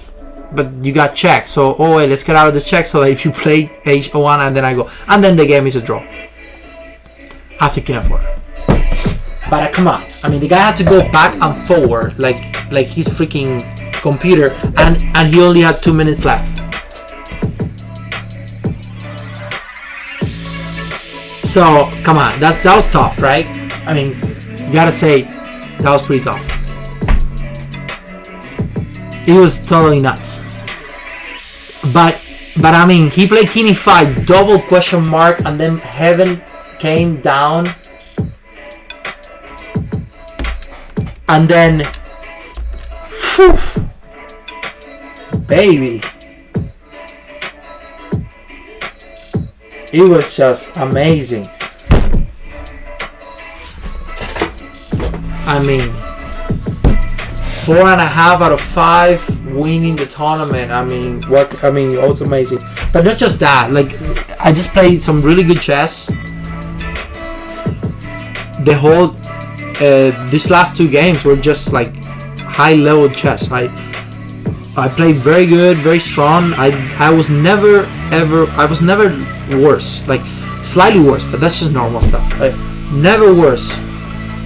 Money in the bank. But you know, I won 11 points rating on FIDE rating, and amazing stuff.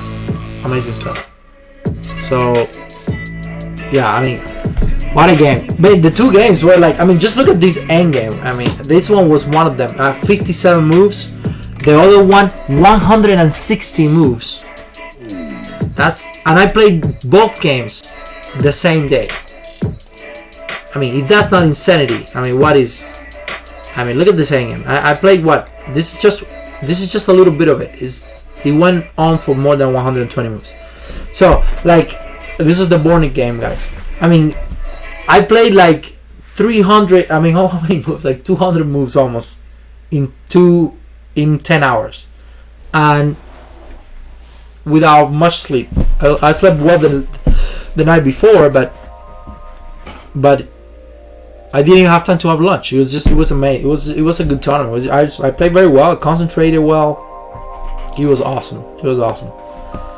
So hope you guys learned something from this. I'm gonna hey Japanese, let's take a quick look at that one. Paste the thing that you posted there. Let's do it. Here we go. How do you do? Can I put this right directly into ChessBase? Let me see. February 20. I think I have to put the position. Maybe can I do that? That's for the analysis. No way. Oh man, no. This would be too. Thanks for. Oh, thanks. I'm glad you guys. Thanks. Knight B3. Wait. How do you read this? Yeah, maybe the PGM will be much better. Wait, let me actually, Japanese. Let me give you VIP access here. VIP. Yeah, send me the PGM. I don't know if you'll be able to, but if you're going to send me, that'll be great. Here you go. Also, now that we are on it. Oh, you got it. Nice. Okay. Woo.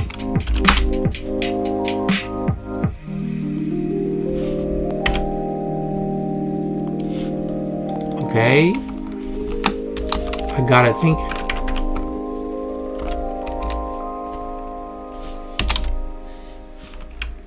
Wait, oh, it's GM Robson, that's why.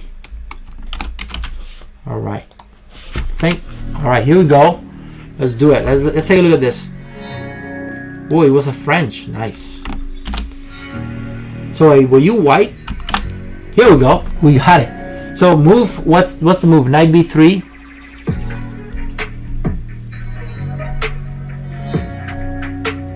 What is the What's the You gave me a headache with that last endgame. I bet. Move 20. Move 20. Move 20. So supposedly.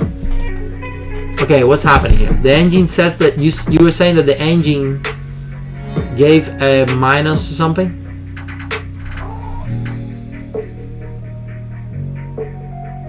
So he played knight b3. Alright, so you are white. Chess is so hard, I know. But it's so much fun. I'm looking at knight f6. Da. That's my first instinct right there, knight f6. Well, I can see already kind of. Okay, I'm gonna delete your. Let me see if I can delete your last pause so people don't see it. Can I delete this? How do I delete this? Come on. I have to time you out. Okay, I'm gonna time you out. How do I do timeout? How can I do a timeout? How can I do a timeout? Wait, timeout? No, it's hash. It's timeout. Okay, oh, got it. You got it. Perfecto. Japanese tutor is timeout for 1 second. Amazing. I love it. Well, but it didn't delete anything. Oh shit, I'm so bad at this. Here you go.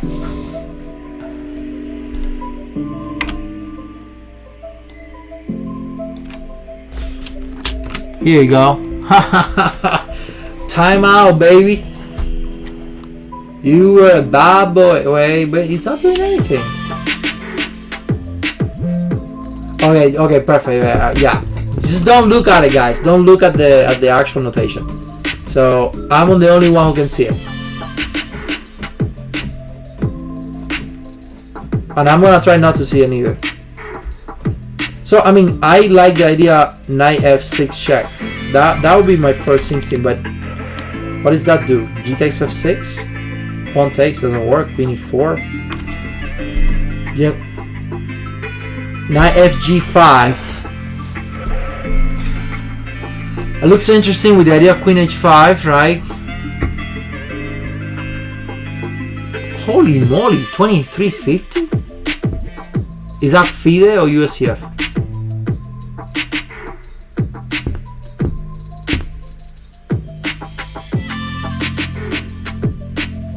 That's a FIDE master at least.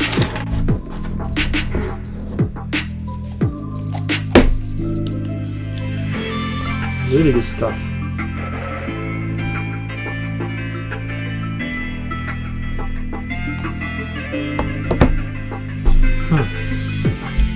So knight f6, pawn takes. No, that's not. That's nothing. Knight fg5, you say? Okay, if you play knight fg5, let's just say I play h6. What happened?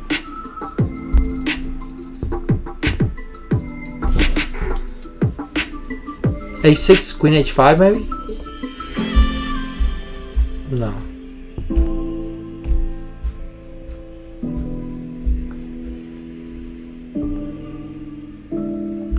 This looks like a Catalan. Alright guys, let's just go for it. Let's just go. Knight fg5. Boom. It's knight fg5 for sure. Now my first, I understand that if you take, let's just take a look at what happened if you take. So if you take, I'm obviously gonna play queen h5, right? h6 and then a bomba, right?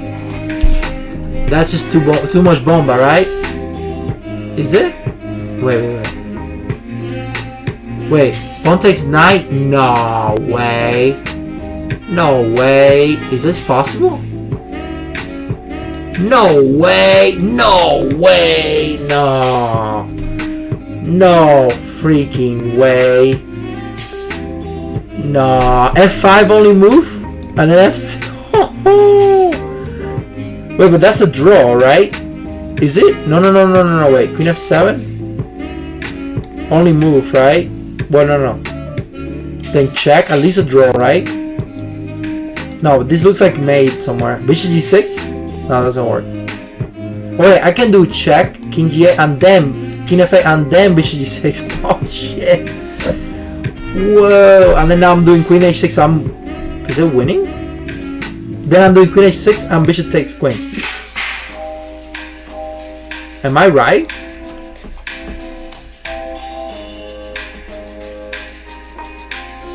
Is this correct? I think this is correct.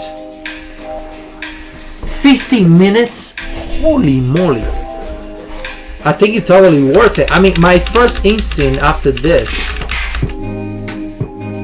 that's exactly what I was asking GM Robson. Like, what if I just play H6? The GM move. I don't see anything. Queen H5 anyway. Great. Okay, good stuff. And then you play knight, but then I take the pawn on E5, right? So there's no knight F6, so I don't see anything now. Wait, what? What do you mean Queen C2? Holy moly, no way. Queen C2. Oh no. Oh god, look at this idea. Look at the idea. Then Queen takes knight. So I guess at that point I just take the knight, right? To make it more simple, no? But then you're much better. Wow. Oh my goodness.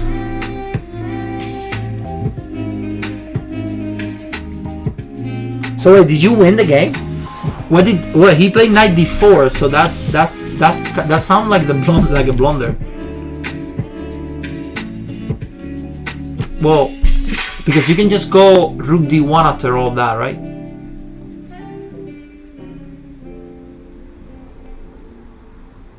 Can you go? Wow, he thought for 90 minutes I'm playing knight d1. That's so cool, man. That's so cool. Nice game. So what's the deal after h6? Is this possible? Yeah, but come on. Yeah, you're much better. So you basically ignored the rook attack. That was nice. Then knight d6.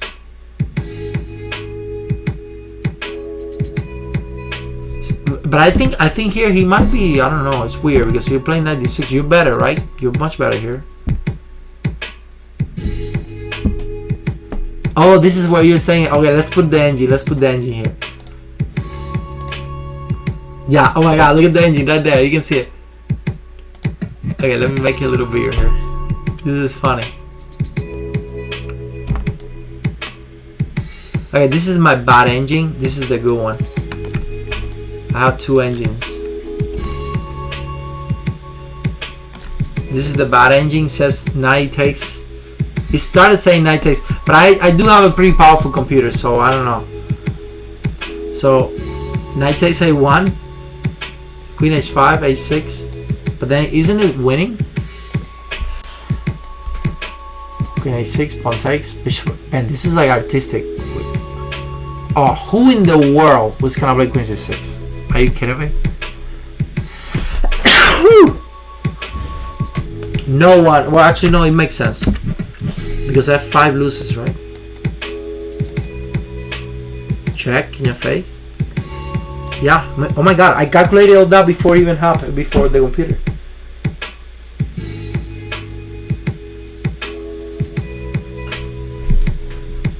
It's just winning.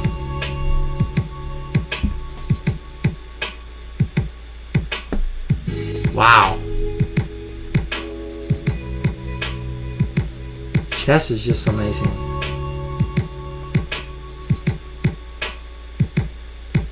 Unbelievable. Like, I mean, wow.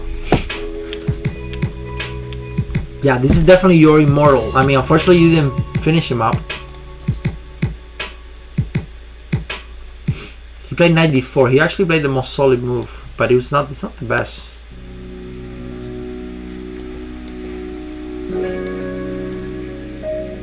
Actually, so this is bad for you then, I guess. Okay, but playing this move here, who in the world would... Oh, queen d3, queen d3 is the move, of course. Queen d3 threatening the knight f6. Knight f5. Then queen... Oh, back to e2 like nothing happens. Are you kidding me?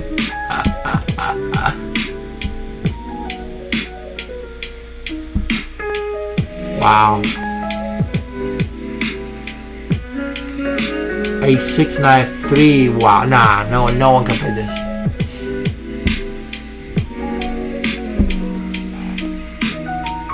Oh, why would queen c7 stop the threat? Back in that position.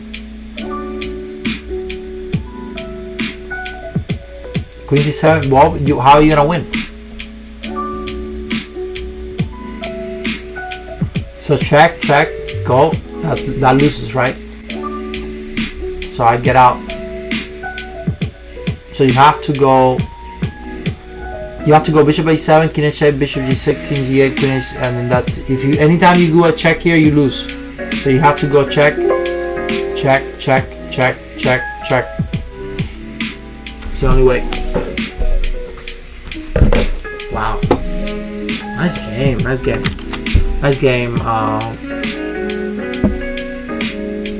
Wow. Okay, guys. Wow. That was nice. So that was really nice, Japanese. Thanks for sharing that.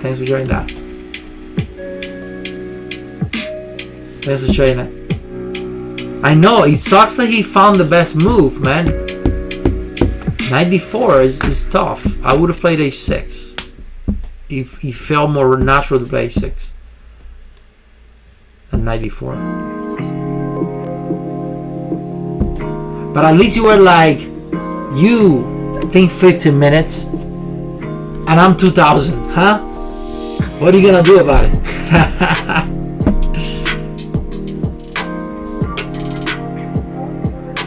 Wow. Amazing. So that was a really good game then. Nice game.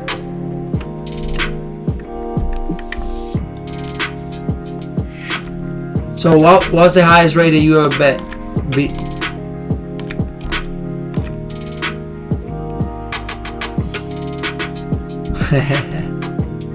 What's his name? What's the name of the 2350?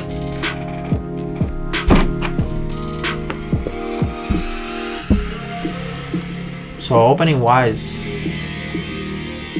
looks funny.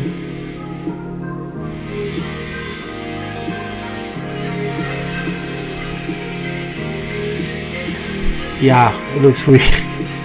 But the knight g5, who cares about the opening, right? Knight g5 is the move. Oh man, that was good. Okay. Oof, man, it's so late. Holy shit. 3 hours? Wait, then I started at 9:30?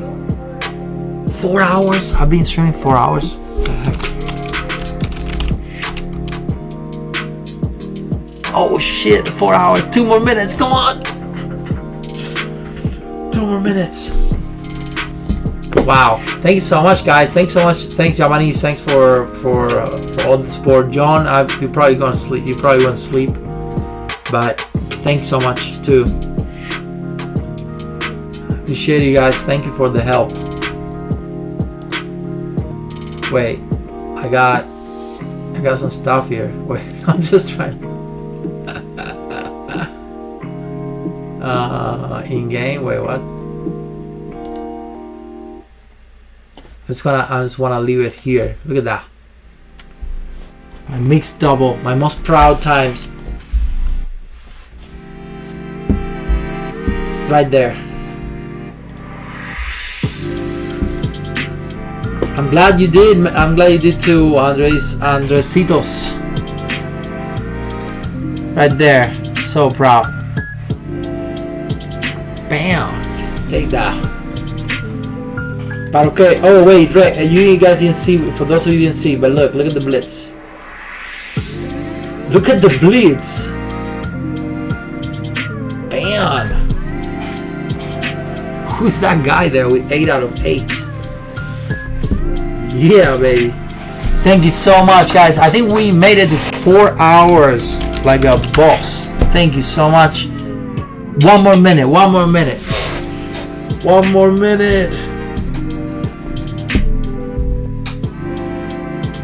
Thank you so much, guys, and please don't forget to sign up for my YouTube, guys. If you haven't, I need about 40 more subscribers. 40 more subscribers to my YouTube. I'm gonna be uploading this video, and I need 40 more subscribers to get an official